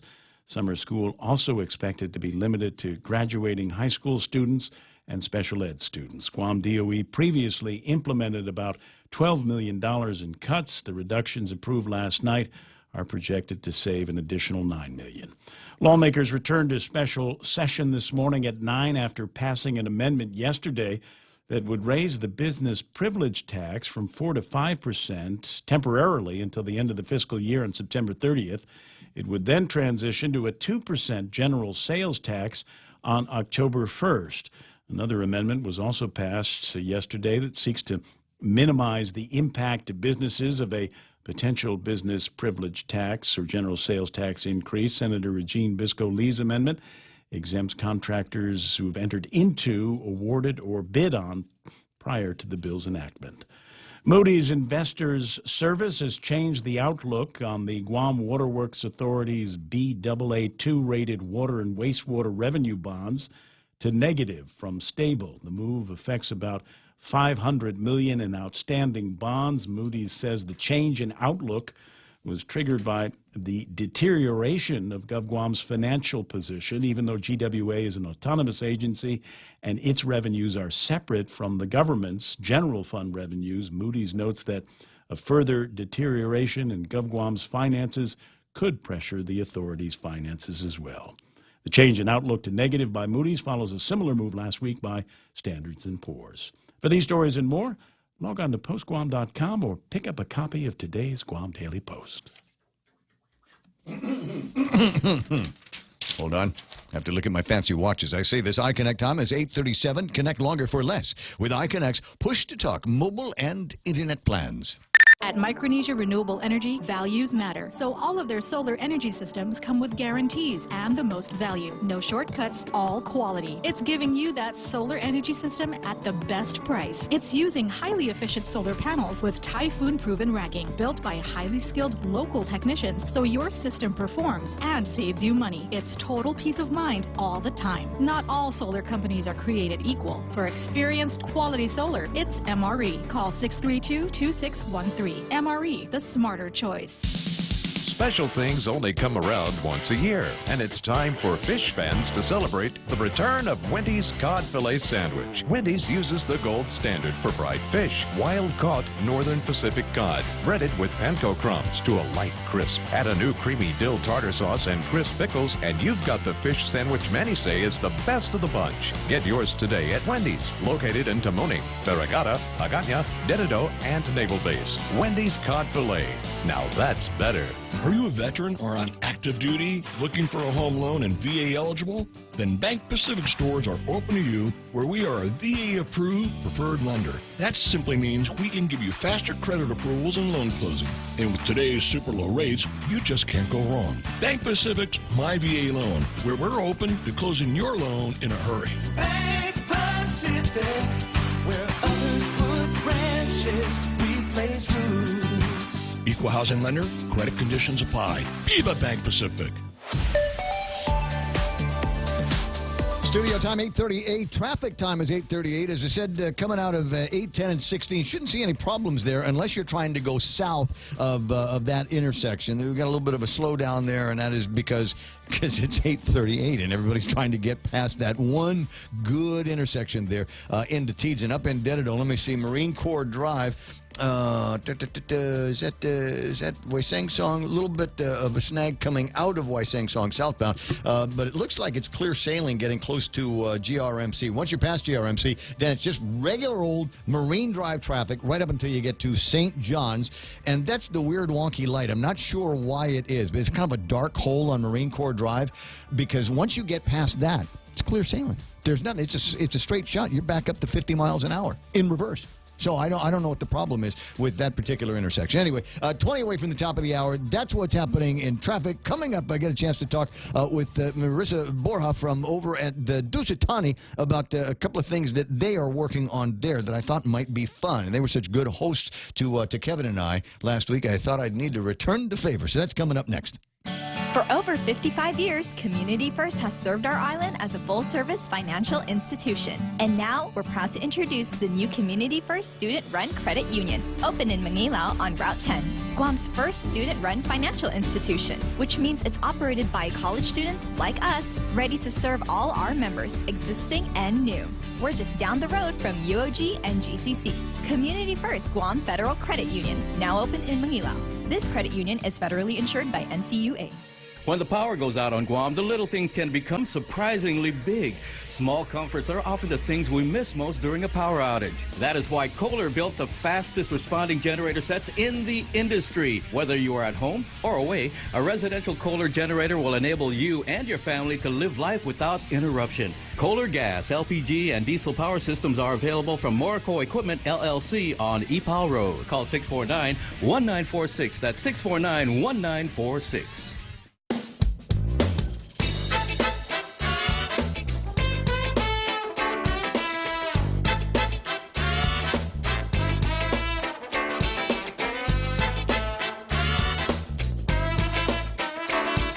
She knows how this works. This is a former media person we're talking about here. Yeah. No, you got to turn the microphone on. That part you forgot. On the microphone. Marissa Eusebio Borja in the studio. How you doing there? Buenas. I'm great. Thank you. See, now people are watching the show and they're going to say, get that ugly Gibson guy off the camera. Can we just leave it on Marissa for a long, long time? I think we make a good two-shot. Wait, so I've got so many different configurations that I can do here, and I just need to find the one that is all you. And I think, am I there yet? Ray, there we go. It's too early. Yeah, but it says Kevin Kerrigan. That's the problem. So, it's okay. What do you mean it's too early? It's 8:40 in the morning. I mean, the make, everything needs to How many kids you got? Like 18 kids that you've got to get ready for school starting at 4, right? Right. Yeah, it's amazing how early they'll get up for cartoons and iPads and stuff. So it does start pretty much that early. So you've got exactly the right amount of makeup on. So I don't want you to worry about any of that stuff. So I'm trying to, for anybody that's kind of lost track of you, there was the Marissa Borjan, and she was doing the television show with the houses on it. Correct. And I think my favorite episode of them all is Ariel de Malenta's house. Oh, wow. When you went to Ariel's place. Yes. And he had all of the... I was impressed. Right? It's like going back in time. And I felt like I was in a museum. Yeah. And it's just so cute to have someone talk about these typewriters and everything, and then about how the wife though is just like, please, like there's something called eBay, use it, and no, but it's hard when you've got things like that. I like to play around with old radios, because there's a way that you can take old radios that God made back in the Japanese made in the 60s and the 1970s, and they might not work very well now, but you can take out the old electronic parts and put new electronic parts and make them brand new. So I like to do that. But every once in a while, I get that the pile is growing. Are you ever going to work on those, like the pile of books next to the bed? Are you ever actually going to read any of those books? But so I can understand that kind of I want to keep everything close to me mentality. Sure. So what did you do after the show? Where'd you go after that? Okay, so after that, I did some writing with the print media, and I think because it was 5 kids in, and people were thinking that I was doing reruns. I'm like, no, I'm pregnant again. So they're like, are you just rerunning your episodes? I'm like, no. I got a new batch coming out. Yeah. So in order to, of course, just finally dedicate my time, more of my time, because even the show afforded me the ability to stay home.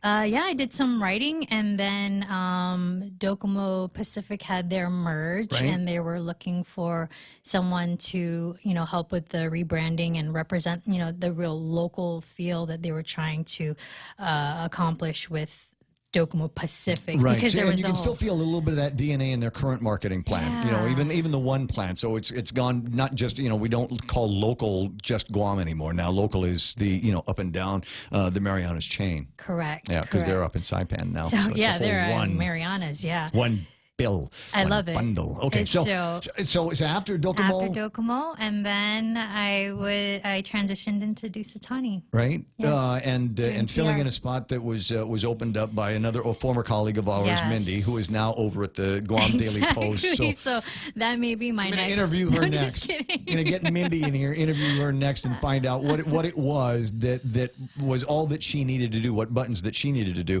that has got the Guam Daily Post as far as I'm concerned, it is. I mean, I could have had anybody, right? I got Kevin from the Daily Post taking care of news and headlines for us in here. But anyway, so you sent out a press release that I've completely forgotten all about now about something, some handoffs that you guys were doing over at Deuce It, and I thought this needs to go on the radio. I appreciate that. So what was that again? Thank you. So, To me, being completely honest, I totally forgot. So I received this piece of paper that I know came from Dusitani. Please tell me what it said. It's just an excuse to get a pretty girl in the building, right? Well, thank you. I appreciate the airtime nonetheless, whether you read it.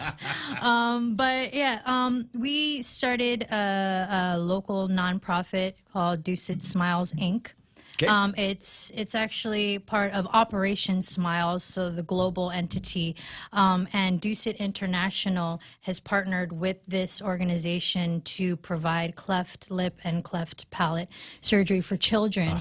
So that's something that's prevalent in Asia. And because Dusitani originates from Thailand, that was, their corporate social responsibility initiative. But us, being out here on Guam, we felt we appreciate the cause. We do have children here, and so in light of wanting to direct our efforts and our funding, more importantly, to the children here, we petitioned to have our own organization, so that all of our money didn't have to go back out to Thailand. To corporate, it stays here. Yeah, Smart. it stays here. And so that was quite a process. And last year we did a golf tournament to raise funds, the Deuce It Smiles Golf Championship, to raise funds for this Deuce It Smiles organization. And the intention was there for us to be able to drive this money immediately, but there was a lot of steps in order to create our own organization on Guam. So we thought we could immediately be able to do it. It used to be easier. It used to be easier, and they changed it a few years ago because there were a bunch of companies that frankly weren't paying, and so they wanted to make sure that everybody had, if you're going to go out and say you're a charity, then this is the paperwork that you need to have, and it is as difficult and timely to get as it is to get a Guam driver's license. Right? Thank you for acknowledging that. But it's got to be. But it's not your fault. It's just the way that right. People but take because advantage. of that, we had collected, and thank you so much to every sponsor, every player, everyone that came out to support us. We were only recently able to make the check donation, and that's what the press release. There we go. So I told you it was something important. Yes, and it was something $47,000. So that's quite a bit. That's you must have sold every cart. Every cart at the golf course. The golf tournament itself was over 30,000, and then with internally with fundraisers and bake sales and donations. Did you just say a bake sale at Deuce It? Yeah, you'd be surprised. Really?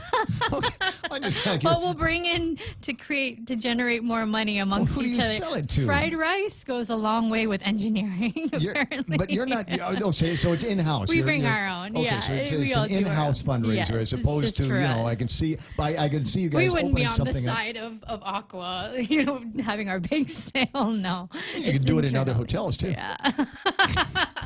So it was obviously there's a lot of generosity if the golf tournament was a little bit over 30, and then in total it was over 47,000. So thank you to Dr. Darius Richardson and Dr. John Feggerger, who are the plastic surgeons that have teamed up with us to provide the surgeries to those on Guam that are in need of it. And they were very surprised to know that somebody cared started this and wanted to do it. Yeah, because they're associated with the Operation Smiles. So I'm how does and maybe I should talk to Dr. Ferger about this. What's the procedure? I mean, I've seen people obviously that have had the cleft lip surgery on them, but there's more than just what happens outside, right? I mean, there's a whole process that goes inside into the teeth, into the top of the mouth, and all of that. Right, and so I mean, I wish I could speak more technically to that, but based on just our conversations with the physicians, it's quite a process. Although. So it's not just a question of cutting something over here and then reattaching. No. Yeah, I mean, it's kind of like, when you do even braces, you have to it takes time, and you're dealing with very young children. So what the way they do it is that as soon as the child is born, and then at 1 year of age, they will do the cleft lip, and so immediately that just changes, of course, aesthetically. My palms are sweaty just talking about it. I can't imagine, the number one, the emotional burden that a parent would have. Number one, number two, and then somebody says, "Well, we can do this, but there's a cost attached to it," and this is not. It can't be a small cost. I know the doctors that we're talking about here, and they're great guys, but it ain't free, the stuff that they do, and they've got nurses to pay and anesthesiologists and they've been doing to it pay. For free, and so they've been doing it. I'm so glad that you guys have stepped in to do that. So when's the next golf tournament? So thank you. Because April as you 21st. so we've just we're covering the check for the last golf tournament. And hey, Sign why up for the next not one. give again? So April 21st at the Leo Palace, we will be having it there with the banquet at Dusitani again. So that was a game changer because I know a majority. I think we're the first ones to ever have the banquet at the hotel rather than the golf. Why do I think is Triple J doing today is the tournament for the Chamber, right? Yes. Chamber's golf tournament. Yes, and we will be there. You're going to be there, but normally the way they do that is they'll bring the catering guys from someplace, Triple J or whatever, onto the course and feed them there or feed them at the clubhouse. But in this case, everybody leaves the Leo Palace, head over to Dusit. Yes, freshen up a little bit. Don't wear your golf shoes in the fancy lobby, okay? We gave you some time, right? So we gave you a little window, hoping that you'll use it wisely, and then come over for the plated banquet dinner where we serve you. Sign up now. Yes, please. So sign up is to make it easy. You can just go follow Dusitani on Facebook, and everything is there. You can also go onto our website, dusit.com/DTGU. So, and by now, everybody should have you on their WhatsApp or know your email address, right? Yes. And in terms of, and we made it extra easy this year as well, because all you have to do is do the QR code, and then it'll automatically give you the form in your phone, so you can very easily, we're giving you no reason.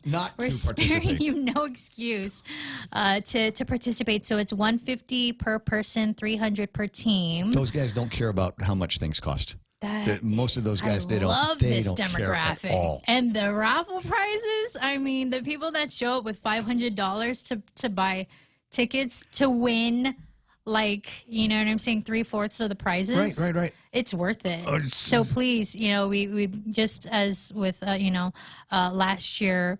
Plane tickets, lots of electronics, Shiny gadgets. Golf bag. Get you a new golf bag. Somebody's corporate logo on it. One day we're gonna give away the Shindaiwa, bush cutter. I promise you. We're working on that one. But this year we've got a lot of electronics. It's the 230. Get the 230, the Shindaiwa 230. That's the one that you want, right? And make sure that you buy the right string. The guys over at ERC will tell you about this. Getting the right string is vital to making sure that your bush cutter works efficiently. If it's too heavy, it will put a strain on the engine and the mechanics on the inside of it. If your string is too light, then it won't cut through the barbed wire that we call grass on Guam. So, as I said, very nice. ERC Trading, they've got 2 locations. They're not sponsors. I'm a guy. I know. It's one of the things we the guys all know. about. If you want the good stuff, you go to ERC. There you go. And so now that we've gotten some of that out, let me just get your thoughts. How from your perch over at the Dusit, how are we doing with the hospitality industry? Every time I've been in your lobby, it's been busy. Thank you. It's extraordinary, and we're being the only 5-star resort. We see that it really does give us leverage in terms of the market and those coming to Guam wanting that experience. And so, I mean, nearing 3 years, we've seen a lot of growth. We are, our numbers are, And high trending 80s, in the right 90s. direction. Yeah, exactly. I mean, our occupancy, we're really positioned for success. I'm curious about, and I hear this from the other hoteliers, and they actually say that they clump in the names of the hotels. They said, well, the Dusit and Pacific Islands Club, etc., is either a first stop or the last stop for some of these tourists that are coming to Guam. And it was originally amusing until I realized this is happening to everybody. Is you'll get some of these Korean tourists that will come in and book a room a night or two over at the Dusit. Okay, you're still on the camera, so don't roll eyes. But they'll book a room night or two over at the Dusit, and then it'll be checkout time, and they'll go leave the Dusit with their bags, walk across Tumon to another hotel that is not a 5-star hotel, maybe not even a 2-star hotel for about $20 a night. They don't do selfies there. They don't take pictures of the crew in the lobby of these little 1- and 2-star hotels. They do the selfie. Look at me. I'm in the Thai restaurant in Dusitani. I'm taking my picture. Look at me. I'm downstairs over at the. Look at me. I'm in the lobby at the Dusit. And that's thank you to social media, because it has helped with being able to. That's what people want, is that photo. But I guess the question is so your occupancy numbers are still high. So Yes. even though they're not staying with you for the entire stay, they're in and out. But they leave the bed warm, and you've got another set of people that are willing to come back in for it. And I know with the 421 rooms that we have, and the constant we have. What a crazy thing. Yeah. What a crazy thing. What else is peculiar? Because people always say, well, they're different than the Japanese in ways that we are just now beginning to fathom. Have you found that you need to put microwave ovens at least on the floors of the hotels? Because these guys, they go get the soup from someplace and pour water into a thing and go, okay, where's the microwave? Because they didn't stick one in the room. Right. Yeah. There are those nuances that when you open, you didn't plan for all the chopsticks that need to go out because of what everybody's eating in the rooms. That the babies, they need places to warm up the milk because they're families. I mean, a lot of these preferences, in order to stay relevant and to keep the customer happy, because in the end of the day, they're getting on TripAdvisor as well, and they're rating us, and so you want to make sure that you're meeting the mark. So we've had to make our adjustments, and and at the same time, we also inform them though that there's let's meet us halfway here. Yeah. Don't hang the towels out on the balcony. It's the right. You know it all. Well, that's an example that goes back even further than the Dusit. That was one of the earliest written letters from the management of the original Pacific Star Hotel that went out to largely a group of Nauruans that were staying over at Pac Star, because they were the owners, and they had to ask, please don't leave your laundry outside on the balconies of the hotel, because it looks bad. So it's the same kind of thing that we've got to do. And it flies off into somebody else. I mean, you've got undergarments, everything that just gets sent off because they don't use the line that's used, right? Or it's So we've encountered all of that. Hey, it's good seeing you. Thank you, Ray. And I'm glad that you were here, brighten the place up, and give us a chance to break away from some of the interesting conversations going on over at the legislature, or as we say, the part of journalism that you don't miss. Exactly. At all. So, real quick, a telephone number or a website to go to for the golf tournament? Sure. So 648-8000. That's the easiest. They'll direct you to those who can help you with the golf tournament. Yeah, and then website dusit.com/DTGU. And that'll get you there. We are thepoint.gu. Got a breakaway. KUSG Hagutnya and Fox News is coming up next. It's 9 a.m. Pep Talk in California. I'm Lisa Lacera, Fox News. President Trump spending part of the afternoon at Miramar Air Naval Base, telling forces one day they may have colleagues protecting space. Earlier, he spent time reviewing designs for the border wall. Fox's Jessica Rosenthal has this live in San Diego. Lisa, after landing, President Trump went straight to the border to check out the 8 border wall prototypes. While he didn't pick a winner, he did say he wants the bottom part to be see-through. And if you don't know you could be 2 feet away from a criminal cartel and you don't even know they're there. He told service members at Marine Corps Air Station Miramar that he's engaged in the largest military buildup since Reagan's presidency. The 2-year budget agreement I just reached with Congress will provide $700 billion in defense funding this year, the largest ever. He also promised he would work on getting them all pay raises. Lisa. Jessica, earlier today, the president announced a change in his cabinet, replacing Secretary of State Rex Tillerson with CIA Director Mike Pompeo. And Fox News confirming President Trump considering moving Rick Perry from Energy Secretary to the VA, as David Shulkin has fallen out of favor. Polls in Pennsylvania's special congressional election close in about an hour. Both President Trump and his son Don Jr. have come out to back Republican Rick Saccone in what's expected to be a close race. Fox's Colonel Scott has this live. Well, this Republican, Rick Saccone, told Fox Business Network's Maria Bartiromo his opponent, Democrat Conor Lamb, would be more of the same in Washington on issues like tax reform. Not one Democrat voted for that tax cut bill, and Conor Lamb would have been right with them on that. He said so. But Lamb said Saccone is making the race about the president, when it's really not. This is a local race. People are voting for either me or Rick Saccone. This is considered to be a trendsetter for the midterm elections to come this year, Lisa. Thanks, Colonel. Fox News, fair and balanced.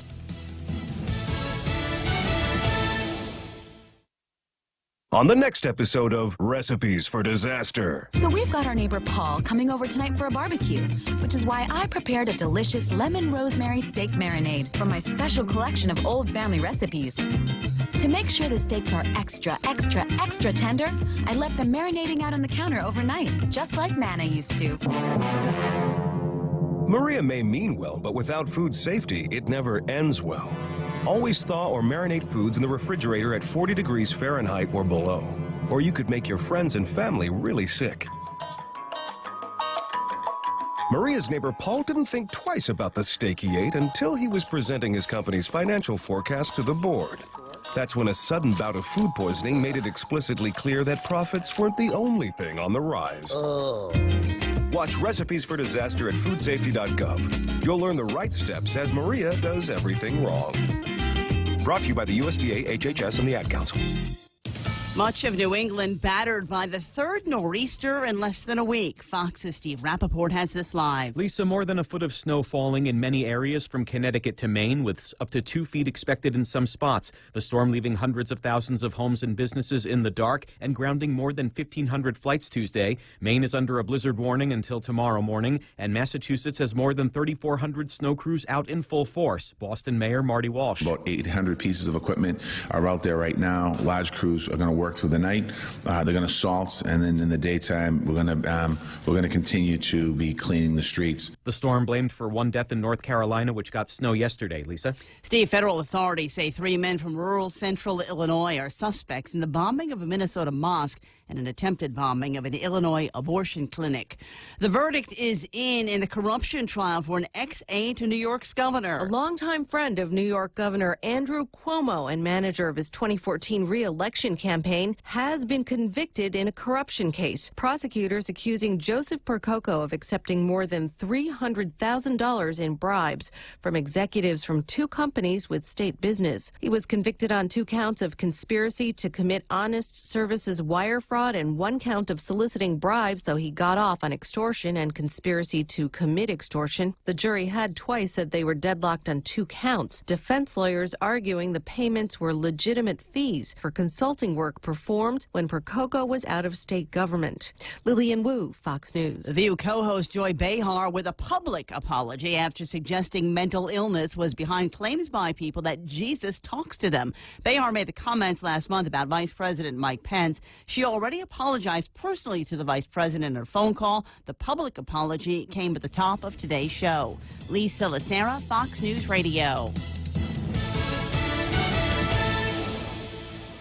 Our island is at a crossroads. We need leaders willing to make the tough decisions to guide us through the roughest waters. The Gutierrez-Bordallo team understands that you cannot cut primary government services like education. This is bad for our families. Cutting 1/3 of unclassified political hires would give our public schools the funds they need for full operations. Gutierrez-Bordallo will lead by example and do what is right for Guam. Please vote August 25th, Gutierrez-Bordallo. I'm Carl Gutierrez, and I approve this message. Portions of the program brought to you by King's Restaurant, serving Guam's family's favorites for over 40 years. King's Restaurant, always open and always local. The Extra Point with Jerry Roberts of Guam Training every morning on The Ray Gibson Show. What do the letters CEO mean? I'm Jerry Roberts. I'll give you a perspective on that you might not have heard before. It's The Extra Point on 93.3. You can find daily transcripts of The Extra Point by Jerry Roberts at guamtraining.com. Tune in every weekday morning at 7:20 for The Extra Point with Jerry Roberts on The Ray Gibson Show on 93.3 The Point. Thank you, Chica. Portions of the program also brought to you by Security Title when you absolutely need confidentiality in your real estate transactions. At Micronesia Renewable Energy, values matter. So all of their solar energy systems come with guarantees and the most value. No shortcuts, all quality. It's giving you that solar energy system at the best price. It's using highly efficient solar panels with typhoon-proven racking, built by highly skilled local technicians, so your system performs and saves you money. It's total peace of mind all the time. Not all solar companies are created equal. For experienced quality solar, it's MRE. Call 632-2613. MRE, the smarter choice. And what else do I need to tell you about? Subway's got your fresh choices for lunch. Sink your teeth into the classic tuna or indulge in the mouth-watering greatness of our seafood sensation, or try the tasty Veggie Max, a delicious vegetarian patty free of artificial colors and flavors. Visit any of their convenient locations today at Subway. Fresh is what they do. Relax, enjoy, and be greeted by the spectacular view of Hagåtña Bay when you visit the Point at the Sheraton Laguna Guam. Gaze into the beautiful sunset as you unwind to the music of Philip Garcia and Natasha on Wednesdays, Mama Shar and Nina on Thursdays, Philip Garcia and Luis Muñoz on Fridays, and Jack Larimer on Saturdays. Open daily from 8 a.m. to 11 p.m. Happy hour from 5 to 8 p.m. with all cocktail drinks for $7. Receive a discount when you present your SPG card. Call Peter Yaban at 646-2222 for reservations at the Point at the Sheraton Laguna Guam Resort. The Ray Gibson Show, your new News Talk headquarters.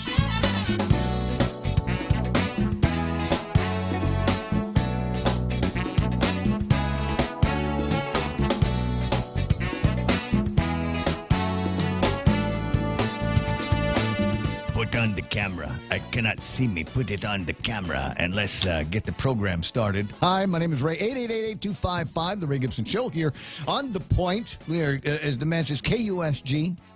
And a bunch of different ways that you can get us. Somebody was asking me about it yesterday, and they said, you say this every once in a while, any screen, anytime, any speaker, anytime. And the reason is because the morning show, it's 2018, for heaven's sakes. The morning show is not one of those things that only exists between 6 o'clock in the morning and 10 o'clock in the morning. We've got the technology now that allows us to be able to have a presence, if you will, have a conversation, even after the show is done. And you can watch the show even after the show is done. Oh, we live in an enlightened time where we don't have to spend money on videotape. So Facebook will take this live stream that we're doing right now and turn it into video on demand a little bit later on. And I've also kept a digital recording of the program. It's about 5 gigabytes big. And at the end of the show, it's one of the first things I do is I go to YouTube and say, please take this file. Stick it in the R2 unit like they did in Star Wars. And then you can watch the show later on. So if you want to hear... No, it's all right. So if you want to hear about some of the things that are up happening, then that's how you get us. And then you can watch or listen to the show at any time. And 8 after 9, and I got a note from a buddy who chimed in after I was on with Simon and said, you didn't ask him about the power bill going up. And I said, I was, because I already had on the list of people I wanted to talk to, I already had Patty Diego from the Guam Power Authority on the line. I wanted to talk to Cy about whether or not I should stay up late and not be able to sleep as a result of this change in outlook from Moody's. So that's why I talked to Cy. To talk to Patty, because there are a couple of conversations on Facebook about the most recent increase in the power bills that are coming up. And I guess we'll see another bump up in the kilowatt hour charge, in May, right? Hi, good morning, Ray. Yeah, hi, good morning. Patty Diego, off a day. Off a day, total Malik. Yes, it's all very good. So the question is... So there's going to be the Public Utilities Commission approved an increase that went into effect in February, right? Correct. It was a two-part adjustment on the LEAC rate. February 1 is one date, and May 1st is another date. Okay, so where are we now? We're in the middle of March, so we've got between here and March and then April, all the way through April, and then in May we'll see another increase there to the kilowatt hour charge from the Guam Power Authority, right? So and I'm just trying to gauge whether this is all going to be happening at about the same time that we're going to get smacked with an increase in our BPTs or a possible sales tax launch. Well, from the Guam Power Authority side, the adjustment of the LEAC rate is for fuel that was already consumed in the previous period. And it happens twice a year as an adjustment to the ratepayer's bill.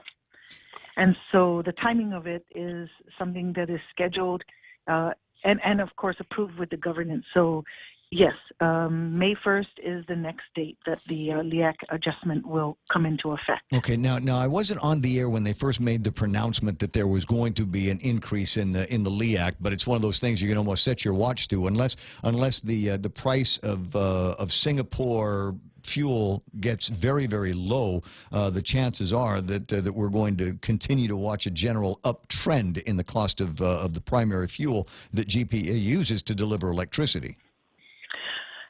Well, the price of fuel does fluctuate, and that is one part of the customer's bill. The base rate is the other part, and that is not increasing. The adjustment is necessary so that we can recover the cost for the fuel that was consumed in the previous period and make sure that, on a go-forward basis that we're able to have the fuel so that we can run the generators that go in the plants. Okay, so now moving forward then, though, if I had been on the air when this adjustment had come through, I would have asked the question about why it was being done in two parts. Was that GPA asking for that, or CCU asking for that, or was it at the determination of the commission?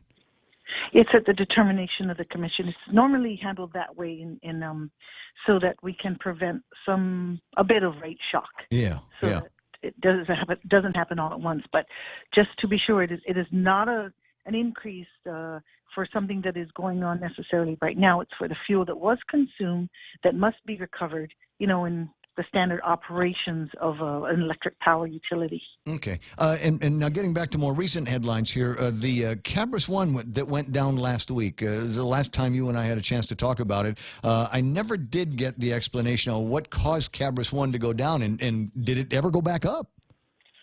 Of course it did. It did go back up. Okay, I didn't get the WhatsApp on that. Oh, I'm sorry. I thought I sent it on the email. But in any case, the Cabris 1 and the Cabris 2 baseload generators are the largest plants that produce power into the system. And at any given time, we run the base loads before we run the quick peaking other units that we have. And in any case, when a baseload generator is running and something an alarm or something comes into the system, there has to be an adjustment of how energy works. It's flowing and it needs to go somewhere. And so once something changes, you want to do whatever you can to protect the system from going into, a blackout. Right.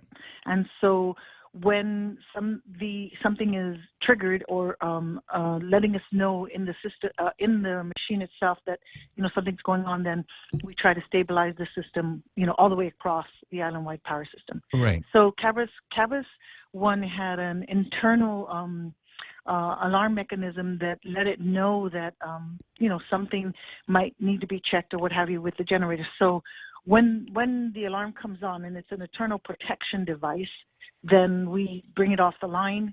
We make the adjustments to the system to balance it.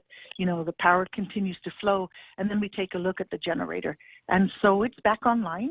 And this is not really something that is out of the ordinary, except that we would like for the baseload generators to be producing, to the best capacity. Peak performance on those boxes. So it wasn't anything. It was there was an alarm condition, and so it shed the load that it was bearing to the other units, and so that gave the engineers and the guys at GPA the opportunity to look into it, find out what was wrong, make any adjustments, and then bring the load back to it. Right. So the power system control, the dispatchers who are looking at the system 24/7 when they see these predicaments that happen, they need to respond, right there at their fingertips, so that we can balance the system, stabilize it, and prevent us from going, into a more serious situation. Okay. Listen, I know how busy you are, so I'm just going to hit you with one last question. And I know that the decisions are beyond both of our pay grades, but questions about whether or not the Guam Power Authority, or GWA, or frankly any of the other autonomous agencies of the government of Guam are still going to be under any threat of furloughs. Has a final conversation been had on that? My first conversation with Simon on it, I think he said something on the lines of, well, that would be an unfortunate thing and be a cause for disagreement between us and the administration. Well, it's definitely way above my pay grade, Ray. Mm-hmm. But if you would like a specific answer, I could. Well, the specific answer is when the governor finally sends out the notices for furlough, will he be sending them to rank and file at GPA as well? Well, we have a general manager, executive management team, and of course then our governing body is the CCU. So I'm sure that those protocols will all be followed, and whatever notices need to come through will come through the channels, and we'll see what the actions will be taken. But whatever the CCU guides us with here at GPA, then we'll respond accordingly. Okay, but I guess the follow up on that is there is no decision yet, or there is no concrete policy on whether you will or will not be included. And personally, I haven't received any information like that. They didn't tell you, and since it's a public thing, they probably would end up telling you, right? Oh, of course, and okay. We'll be transparent, and we'll share what our plans are, and whatever due diligence GPA needs to do is one thing that you can rely on. We'll do that. Yep. Okay, noted. And we'll spend some time down the road. Let me know if there's anything else that the ratepayers need to know about with the Power Authority. Okay, very good. And thanks, Ray, for being there when we do need to notify the public of interruptions that, do impact their lives. Thank you very much. Hey, it's the news game, right? That's what we do in the news game. Information sharing, absolutely. Here we are. Thanks, Patty. I'll talk to you pretty soon. Have a great day. Promise. It's 9:17 in the morning, and there it is. The long and the short of it is price of oil is, as I said, trending up. Where is it? Tapas at 65. That's the good stuff that eventually goes into your cars, but they've got other grades of that turn into the fuel that we use at the Guam Power Authority. And until, sorry, I'm about to quote Simon Sanchez. Until we can divorce ourselves from oil, we're always going to live with the threat of that external force field acting on us. That's another thing that we don't control around here. So conversations about liquid natural gas or solar or wind power or tide power or global, what do they call it, the geothermal? Let's keep having those until we finally get an answer that takes us away from what we've been using for electricity for all of these years. Coal, dude, let's do coal. Not C-O-L-E, C-O-A-L. Boy, there was a conversation. I remember that one. I actually referred to it, and somebody sent me an email that I had been looking for with a story about this. There was an idea that was floated around by a bunch of guys, I don't know, 2004, maybe 2007, and they had hooked up with the company that owned a coal mine. And this company had managed to figure out, how to get past peak coal, and they thought that they had a pretty good system and could bring the prices down so that they could sell the coal to a coal-producing plant here on Guam. Well, this is the snag. Right. There was no coal power-producing plant on Guam that used coal. So the guys got together and they said, well, let's make one. Let's build a power plant that uses coal. And the power company said, we don't want to buy it from you. Even if you came in and you had this fuel that was really cheaper, or you make it cheaper, whatever, and then you build this plant, we don't care. We don't want to buy it from you. And so the next step that these guys were floating around was, fine, we'll open up our own power company. And that got lots and lots of people's attention. And I remember, boy, oh boy, the people from both sides flew in consultants. It was crazy. And big get-together over at the old legislature. And you get Jesse Lujan, who was up there because he was a senator in charge of the utilities at the time. And frankly, he was also looking at the idea. It was a very novel approach to being able to give consumers a choice. We have, in a lot of places, choice here. I buy the car that I bought because I like that car. Right. Wouldn't it be terrible if there was only one car company here? Wow. Wow. Yeah. Wouldn't it be terrible if there was only one telecom company up here? Talk to the guys up in Saipan, and the changes that they are experiencing as consumers of digital technology now that Docomo is in the game. They've got a brand new phone system and internet system and cable system overnight up in Saipan, up in the CNMI. And can you imagine what that has done for their competitive situation as before there was only one primary player in that game. So consumers like choices. I like to be able to buy my shoes and clothes and eat dinner at all kinds of different places. But when it comes to something like electricity, what are our choices? We can buy the great tasting good for you, new and improved GPA power. Or we go to MRE and have them put the system up on the roof. Maybe there's how we get out from under it. Or maybe we just go completely off grid and say, I don't need electricity. What's that for? I don't need hot water. I like cold showers. You will never ever hear me say that. You will never hear me say that. I can put up with anything. As anybody knows, I can put up with anything. I can live without electricity, no problem. I can do it. But I'll build a fire to make hot water so I can take a shower. Yeah. I will go out there. So you don't mind pulling that warm can of Asahi beer out of the ref that's not powered by electricity? I've learned to drink it thus. I learned to drink it thus. Although the last time that I had to live like a caveman, I put together a pretty good routine. At least I thought it made it so I had cold beer. So what I did was I would go to the store and buy a 6-pack of the beverage. And naturally, you're not going to drink the whole thing, in one sitting. So I would bring the 6-pack of the beverage in a container and leave it in the refrigerator at work where we had electricity. And then at the end of the day, I would go and buy another 6-pack of beer, but I would drink the other 3 or 4 that were in the refrigerator. Sure. So I had this constant stream, a renewable stream of beer that I was able to keep cold at the office. And I remember somebody asked me, I said, what are you going to do, if you, for whatever reason, you can't bring it home? I said, I'm drinking it at work. That's what I'm going to be doing there.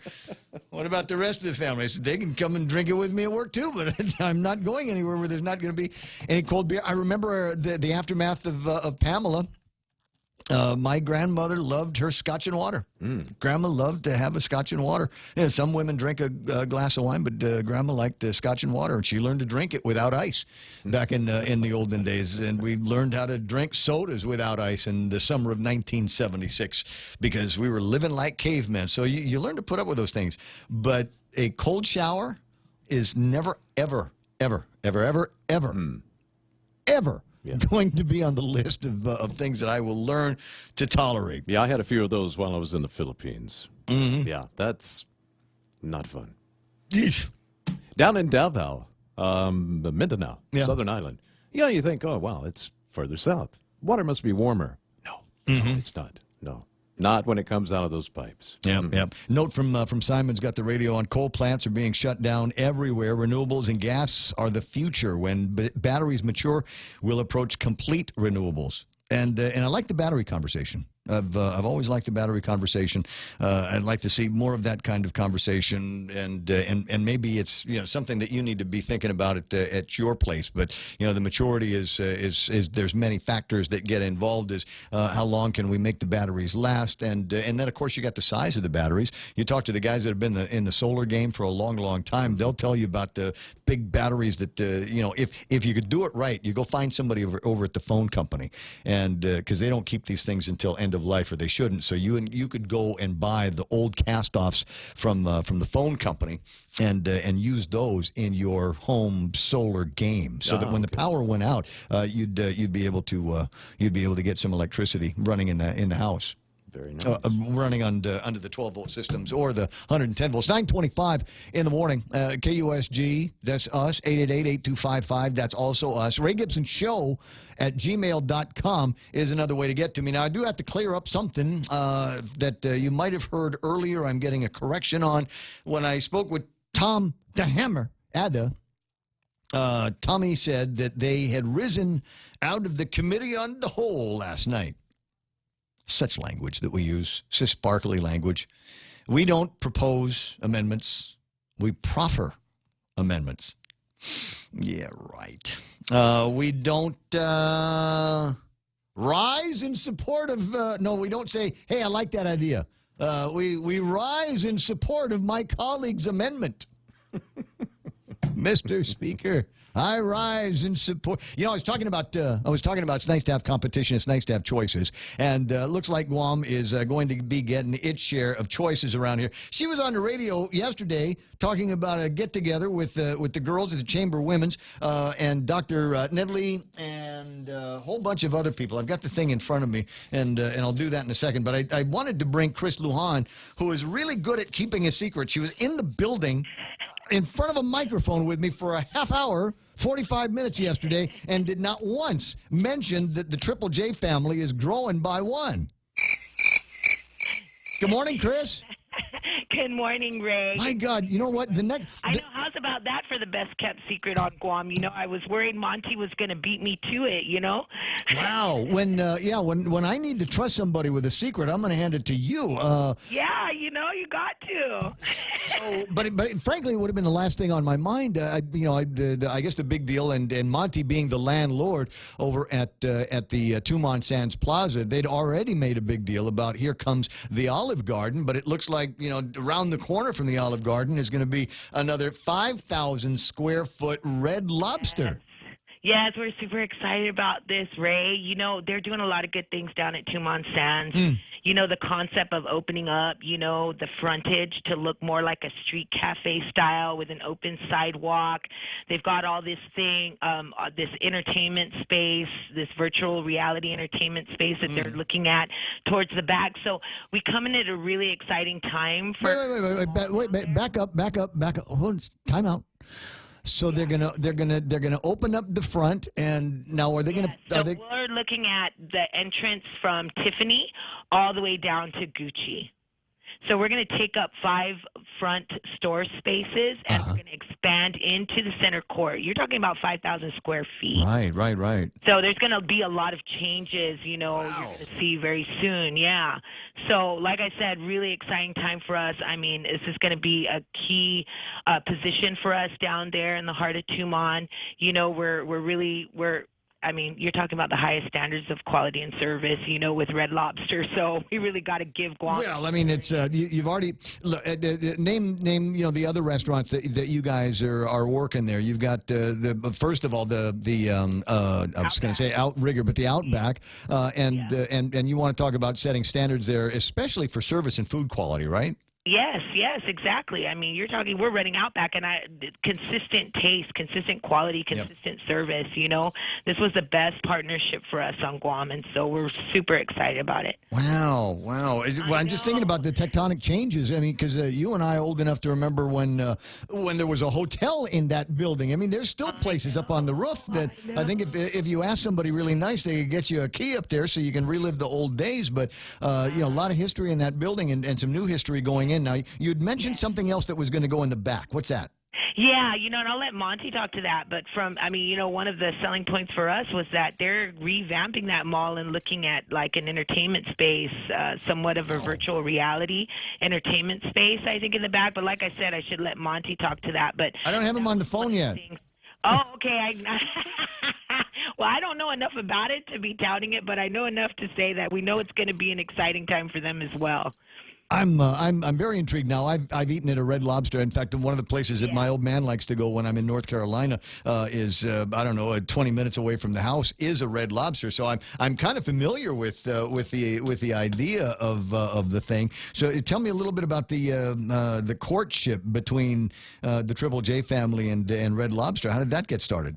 Well, I have to tell you, we've actually started. It's my job, right, to keep my mouth shut when I need to and talk when I need to. Right, but we actually started discussions with them back in June of 2015. We only finalized the agreement at the end of the year, last year, towards the end of the year. So, I mean, that was really, really tough, but it made sense. We were always looking to expand our portfolio and diversify it.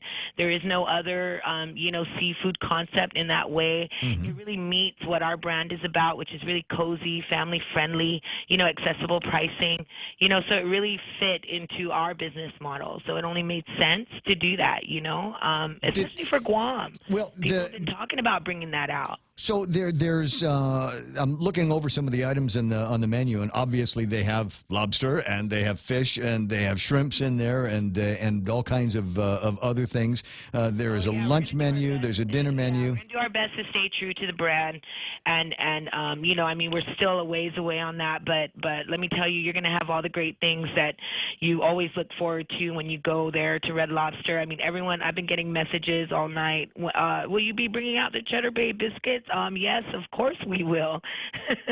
Right. So they've got and the menu's online, so you can start getting your mouth watering on this right now. But the other thing is, and we've seen this with other franchises in the past. A good example being KFC, where they have been given a nod from the gods of the franchise and say, we understand you're on Guam. There are some cultural sensitivities that we'd like to be a part of. Yeah. So will there be finadeni at Red Lobster? You know it. Come on. They can't stop us from bringing finadeni. So both kinds, the white one and the brown one, right? We're going to have two colors finadeni. With our franchise partners, because honestly, they know we're in a very unique position. We're in the heart of Asia. You've got these tourists that, they really want some local flavor. So we are really, really passionate about putting some local, flavor to all our menus, no matter where, no matter who the franchise partner is. And we've always succeeded in that area. So we look forward to being able to do that again. I'm looking at the opportunities here for a little bit of vertical monopolizing. The monopoly isn't the right word, but you've got so many of the, what do we call it, the harmony of interests here, because it's not just and there's a Triple J wholesale as well, right? So we've got you will be able to self-supply your lobsters, and believe it or not, you can get a steak at a Red Lobster. And you guys have very good steaks over at Triple J. We do. We have certified Angus beef. So, yes, we're looking at that synergy, of course. That's probably one of our, that's one of our greatest leverages, right? It's just being able to handle the logistics and the shipping through our partnership with sister companies. So, how many people are you looking to hire? I don't have that number yet, Ray, so go on. Let me just get through this. How many people are you going to hire? Are you asking for a qualified certificate from the folks over at GITA? Is there a tax abatement conversation that we can have about Red Lobster coming to Guam? I know. Well, don't worry. You'll be the first to know. We definitely we'll keep you posted on that. We don't have a number yet, Ray. Well, the other little known fact here. With that space is going to have to come the staff, right? Well, 5,000 people is a lot of tables. That's a lot of food getting out of the kitchen. So, exactly. Now, what about because there's other parts of the Triple J family, and I know that the Trung's restaurant up in Saipan is very successful. When are we going to bring that flavor to Guam? Which Trung's? Yeah. Trung's is already here in Guam. Where? Yeah, we have Trung's in Guam. Wait, I didn't realize that was yours. Yes. Yeah, same one. Okay. All right. Well, you learn something new every day. Yes, you do. Okay. I know. I have people asking when I'm going to bring some of my Saipan brands over here, like Great Harvest. So, like I said, when we get all those finalized, you'll be the first to know. Right? All right. And good news. I'm looking at the menu. My daughter will love this. They have mac and cheese there. Yes, we're super excited. Yeah, seafood lovers rejoice. It's coming. All right, Chris, thanks very much for that. Talk to you pretty soon. I will. Okay, take care. Awesome people there, and delighted that the Triple J family is growing, and delighted to help you through with the idea that, there's going to be Red Lobster here on Guam, because we like choices, don't we? We like choices. So where was I saying? I was telling you that I was distracted by the Chris Lujan Shiny. When we spoke with Tom DeHammer earlier this morning, he said the legislature had risen out of the committee of the whole. That was not an accurate statement. They have not risen from the committee of the whole. Or to the committee of the whole. No, the committee of the whole. They have not gotten out of it. They are still technically in session. So there will be a few more amendments to be proffered, or offered, or proposed, or suggested. No, we proffer our amendments, Mr. Gibson. Yes. This is the legislature. It's a word I never used until I got here. Territory of Guam here. We're proffering. I rise now to support taking a break. But I can't do that until I tell you that iConnect time is 9:35. Hop on over to iConnect and receive a free gift and automatic entry to win an iPhone 10 with every new 12-month plan from now until Easter. It's super, stupendous, it's sensational. It's a sensational seafood menu at Ruby Tuesday with satisfying selections of appetizers like lobster mac, crispy flatbreads, Italian cheese dip, and stuffed shrimp. Try them all and enjoy the selection of sensational seafood for a limited time at Ruby Tuesday, Guam. As we journey through the new year, we here at APL continue to find ways to better deliver our island's resources with innovative and cost-effective solutions, lending our helping hands by carrying your freight safely from the U.S. mainland or anywhere in our global network. We humbly honor the opportunities to continue to work and connect with you and your business. We are APL, and we are here for you. Chili's has the seafood you crave, the flavors you love, at a great price with our 3 for Me Lent menu. For just $15, you can get a beverage, fresh salad, and a Lent-friendly entree. First, choose from a refreshing Coca-Cola, iced tea, or Heineken on draft. Then enjoy a fresh house salad right before you indulge in your choice of a mouth-watering entree, like our spicy shrimp tacos, savory Cajun pasta with shrimp, or our flavorful grilled ancho salmon. Chili's 3 for Me Lent menu for just $15. Available for a limited time. Chili's. More life happens here.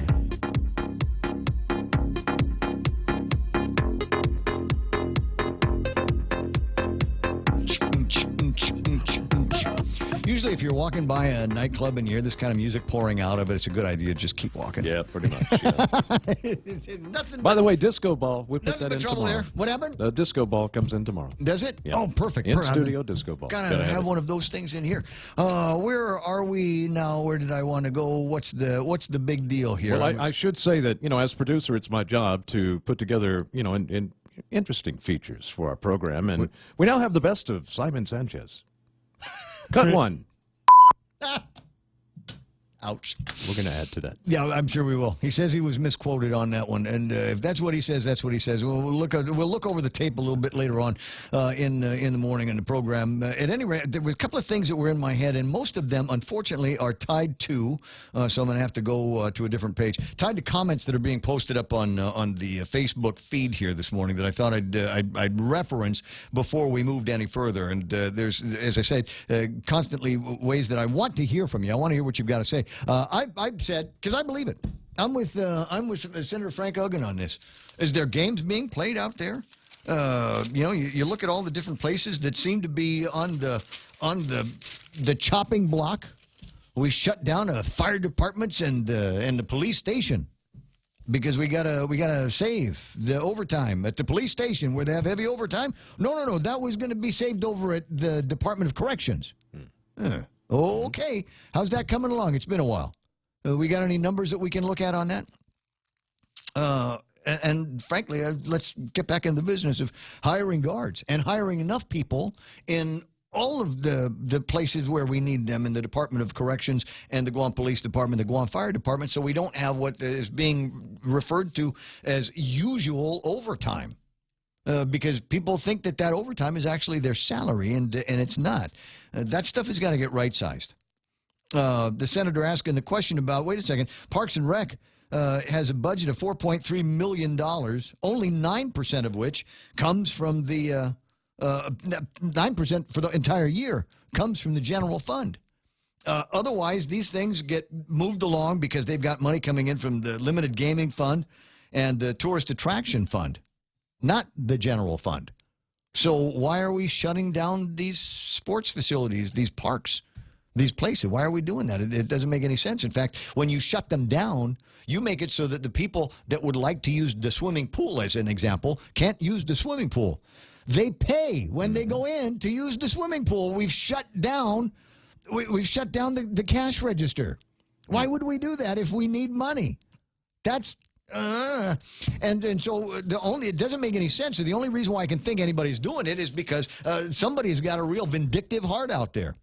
You're free to disagree with me anytime. Sonia on the feed this morning is vindictive. She says, I highly doubt the governor is trying to be vindictive. The parks and rec facilities are maintained by employees who are in turn paid by the general funds. Vindictiveness is how the legislature is not moving fast enough. You've got 15 senators who, as I see it, should be more than qualified to come up with a bill in an expedited manner.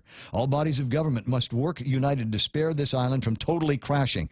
I don't believe it's totally going to crash. It's not. No, you'd need to really, really convince me that 32-hour work weeks and furloughs where they might be required are going to crash the island's economy. The longer we go without a solution, the harder it will be to get back on track. Why wouldn't they cut recreation? In a crisis, those are luxuries. We don't cut from schools, public safety, and health. I agree. We can cut the luxuries, but I don't believe that parks and recreation, number one, because they come out of different funds that you couldn't touch anyway, are lined up as luxuries.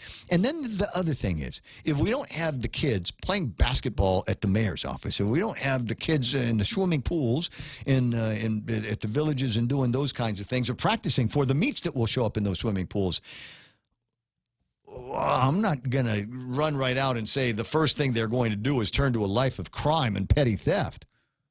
But boy, there are a lot of people out there that maybe take advantage of a little bit of a taste of independence and not having to show up into those places. What do they say? Idle hands are the devil's playground. Well, there's a lot of things that are the devil's playground. I'm familiar with many of them in my young life. So feel free to disagree. I don't think that this is. And I've never thought it was the legislature's problem personally. And I'm come to think of it, no, I still don't. This is the way that we are framing this situation. And again, disagree if you want to, but call me up and disagree. There are people running around that say that the government is too big to fail. And I disagree patently with that idea. I don't believe that the government of Guam is too big to fail. And I don't think it could fail. There's still money coming in. It would make it sound like there's no money coming into the government of Guam. There is still dollars coming into the government. We just got to figure out how best to and how efficiently to spend those dollars. Here, you want to see, you want to get ticked off about that on Facebook, or you want to get ticked off about anything else? There's a story, I think the PDN ran this, about how, it was a Post. Somebody, I think Post had it first, where they looked at numbers in the government of Guam and found that even as the government was running around having meetings talking about how bad it was, they were handing out raises. And I got a note from somebody, I had to laugh because it's probably true, is they were handing out raises because they knew they were going to be going into a furlough. Wow. So I'm going to give you a 20% raise because I know. Listen, I'm going to have to ask you for this 20% back in a couple of weeks because optics. Because we gotta sell this point here that the train's gonna fly off the rail. So try to act surprised, okay? So I'm gonna give you a raise, but I'm just gonna take it away. So, okay, all right, fine, and then you can continue to work here. So there's that comment. Sorry, let me just riff on that while I can. What was the other one here? Not enough money to run the government. Too bad the schools pulled their too bad this is an old story here. Too bad the military pulled their kids out of the public schools. The government lost a lot of Section 30 funds there. Somebody needs to figure out a way to generate a revenue, so it's also government functions need to be consolidated and reduced. Well, I think that's the homework over at the legislature. We have to, or not the legislature, governor's office. If there are no further serious amendments, then they may vote today and pass They think they've got the bucks for it. They're the votes for it. A measure that will provide for a 25% increase in the gross receipts tax, sunsetting at the beginning of the new fiscal year. And that will go away and then be replaced by a 50% increase in taxes, but the 50% will be in form of a sales tax that will go into effect in FY19. But that doesn't happen unless the governor can show up with some paperwork on fiscal realignment and show $30 million worth of savings. Trying to figure out where he might be able to save some money on. Oh, everybody's in 1,000 different places where everybody is talking about, and each one of them might be 500,000 here, 100,000 there, maybe $1 million or $2 million here.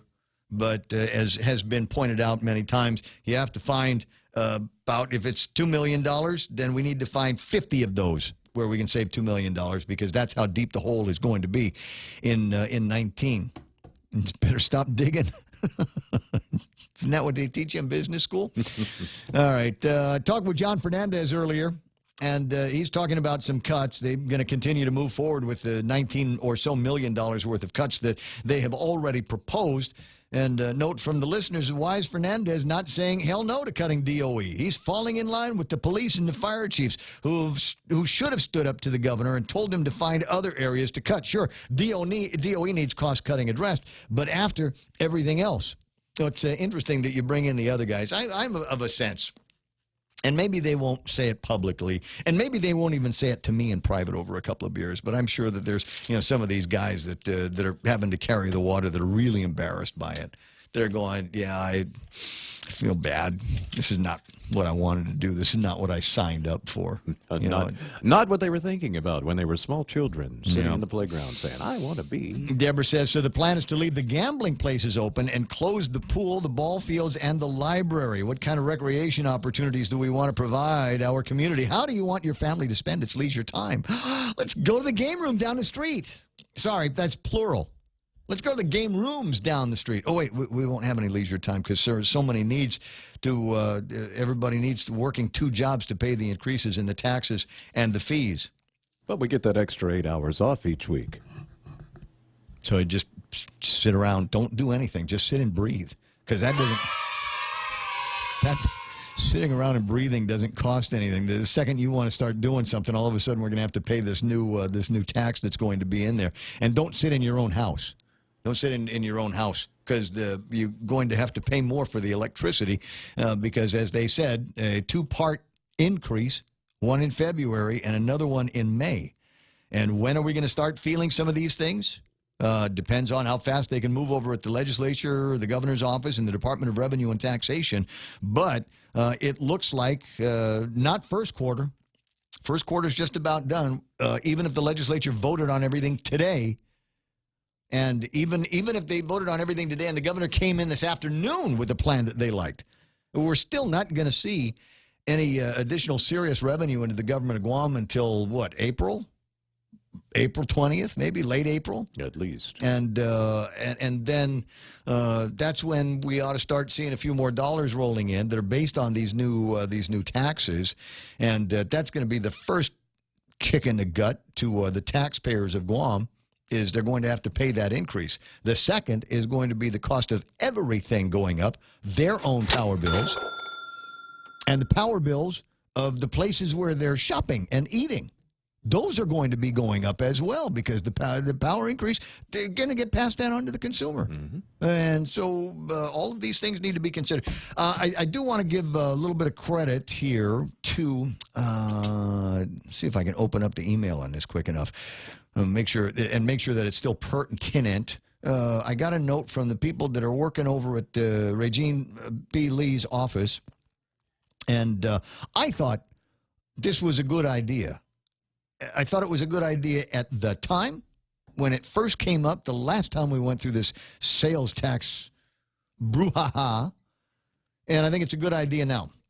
So if you already have a contract with whoever it is, you're doing business, you got an agreement with somebody, and you're going, the basis of the agreement is I said I would be able to provide this service or this product to you at this price. Right. And all of a sudden, there's an increase in the taxes. Well, you cannot pass that along on the contract. No, it's a signed contract. Right. Well, I mean, you'd lose the contract. You say, I have to pass this along to you. And then they'd say, no, never mind. So we've got a breach here. So what she is proposing is language that, golly, years ago, Senator Sanford had put into place. The last time we went through this, and it would provide for exemptions to these companies that already had pre-existing agreements and pre-existing contracts with whoever it was that they were dealing with, so that they would not necessarily have to pass along that new tax. They would be granted, the agreement would be transferred in. Anything new you got, sure, you got to factor that in. Sure. But if you've already got something agreed to and we're all happy about it, then we'll just leave that as is. So the stories that we're playing around with this morning is the increase, sorry, not the increase, change. I want to use the word change in outlook for Moody's and the way they outlook all of Guam as it applies to GWA. Now, I knew that there was going to be some kind of commentary from the $100,000 peanut gallery at the governor's office. So what is it? Would you like to know what they've got to say about it? I'm intrigued. See, now, and if I was the legislature, how close are they at the legislature to something? Right within, they say to vote today on something over at the legislature, right? So rather than let it ride, rather than just let it ride and let's go with a fairly groovy feeling that we've got, it's the 70s. I got Kalapana playing on the 8-track. We're all feeling groovy. Are my eyes a little red? Just right. Got the Visine. You know, I'm just trying to relay experiences No, as they occurred at the time. Yeah, I'm setting the scene. So of this pleasant feeling of grooviness now, the guys over at the legislature all seem to be on the same page, and we might have struck on that today. However, but they couldn't let it ride. Couldn't let it go. The word is, the headline on this press release is, legislative inaction leads to negative outlook for GovGuam issue rating and GWA bonds. Moody's is the second major rating agency concerned with the lack of a solution. Whose problem is it? It's the legislature's problem. Oh, well. Yeah. So if I was having a really groovy feeling and thought, you know, maybe there's this kumbaya, hands across the water feeling that I might be able to work out today with Adelup, forget it. Come back and convince me. I was willing to look the other way on a bunch of things that loudmouth on the radio keeps saying every morning about how much is in this special fund, how much is in that special fund. But you're going to play that game. I want to know everything, and I want to know it now. That's just me. It's 9:52. Be right back. Come out for the 4th annual Chucky Run and Fun 5K, 2K, and Flyaway giveaway. Join us Saturday, April 14th at Chuck E. Cheese's Guam. Show at 5:30 and go at 6 a.m. T-shirts, medals, and other cool prizes, refreshments, and indoor activities after the races. Grand prize drawing for all participants is a trip package for 2 to Manila. Register at Chuck E. Cheese's Guam. $8 for students, $12 for adults, and Group of 4 Super Saver for just $35. The 4th annual Chuck E. Run and Fun 5K, 2K, and Flyaway giveaway. See you there.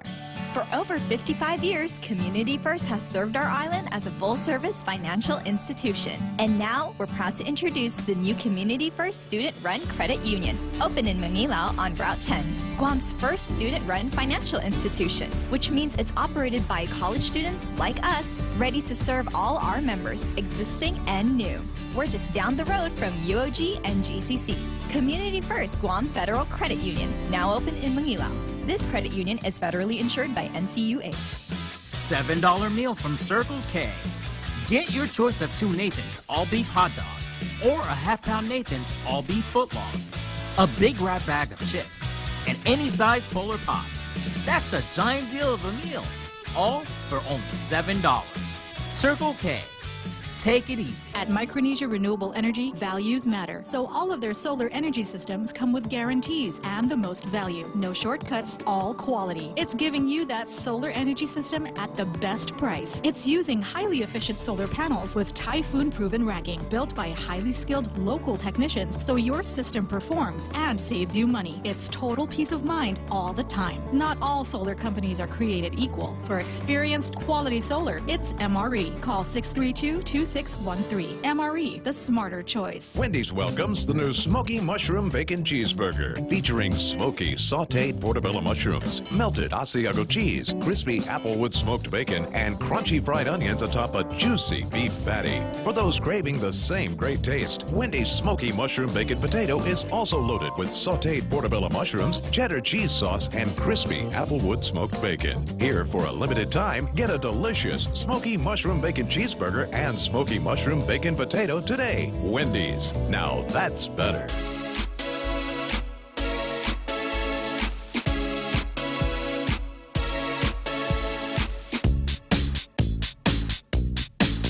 What, almost 10 o'clock already? Get out of here. Hi. So what was I working on? The last thoughts of the program here, what I like to refer to as the small talk portion of the program.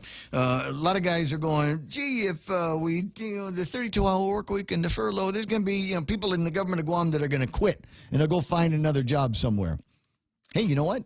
You can find other jobs in places. You can go there's a Pacific Rim has got a job fair that's going to be taking place tomorrow at the gallery at the Hilton. And they're looking for guys to go and help them out with some projects up in Saipan. Project managers, engineers, estimators, superintendents, quality control representatives. Quality control, right? Hey, does that not sound like every Planner One job in the government of Guam? That's pretty cool. What are you? Cool Quality title. control. Oh, quality control. Yes. That looks pretty good. That's a bad kimchi. Right there. That's bad. We work with a company a few years ago. You see this window between us? Yeah. It's the first time I ever installed a window like this, double pane glass. We were working with this company, and there was, to say that there were language issues was it's an understatement. So every time they'd place one piece of glass up on the window, they'd stick another piece of glass, this double pane glass for the sound insulation, and so they'd invariably get fingerprints on the inside where you can't wipe them down. So we had these guys come back in 3 or 4 times to come in, take the glass out, wipe it down, put it back on, and they do the same thing with no gloves on, and there were fingerprints. And finally we had to find the guy, and I think the name of the company at the time was Captain Korea. And so we brought Captain Korea into the building and showed him all of the fingerprints. And the only way that we could express to him that we didn't like the quality of this work was we'd have to say things like bad kimchi. Just, that's a bad kimchi. That's bad kimchi. And so he finally understood what we were talking about and made it so his guys wore gloves when they do the inside parts of the glass.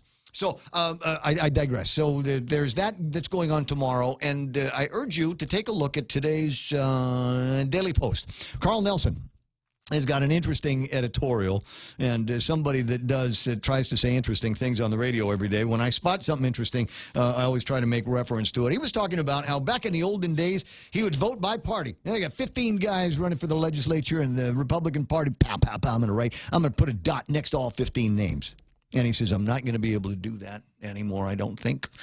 I might cross party lines where I have the opportunity, but I don't think I'll ever vote straight 15 again. I'm telling you, Carl, I don't know where you learned how to do that. I have never in my life as a voter. I remember the first time I voted. It was 1980. I just turned 18, and there was an election going on, and the first time I voted, it was at the Paseo, because that's where the precinct was for me at the time. And I voted there. I voted for one guy on the ballot, period. And that was my Uncle Jim. And this thing called the bullet ballot, right? So I just him. That's it. And ever since then, every ballot I've ever looked at in an election, primary or general, I'm here to tell you right now, I have not used all of my 15 votes. I might. The idea is it makes it tougher for the guys that you don't want to get in. Right. So I will vote maybe on the high side over all of these elections, maybe 6 names, maybe 6 guys, and that's it. And you'd be surprised how few of them are inside this party. Anyway, listen, I got to go. We're a couple of minutes away from the top of the hour, and then there's going to be what happens after that. Fox News, and then it's the Brian Kilmeade show. Bomb throwing right wing guy Rush Limbaugh after that, and Sean Hannity, and plenty more. on the program a little bit later on. You got to be listening to some of our nighttime programs. Tom Shalhoub and the guests on the program last night saying interesting things like, do you realize how much time we've saved by saying nor'easter instead of northeaster? It's that extra TH that really puts a burden on time. Hey, I got to go. Let's KUSG Agana. Here's the news. A new military branch. I'm Lisa Lacera, Fox News. President Trump says he's considering mobilizing a military force to serve in space. Space is a war-fighting domain, just like the land, air, and sea.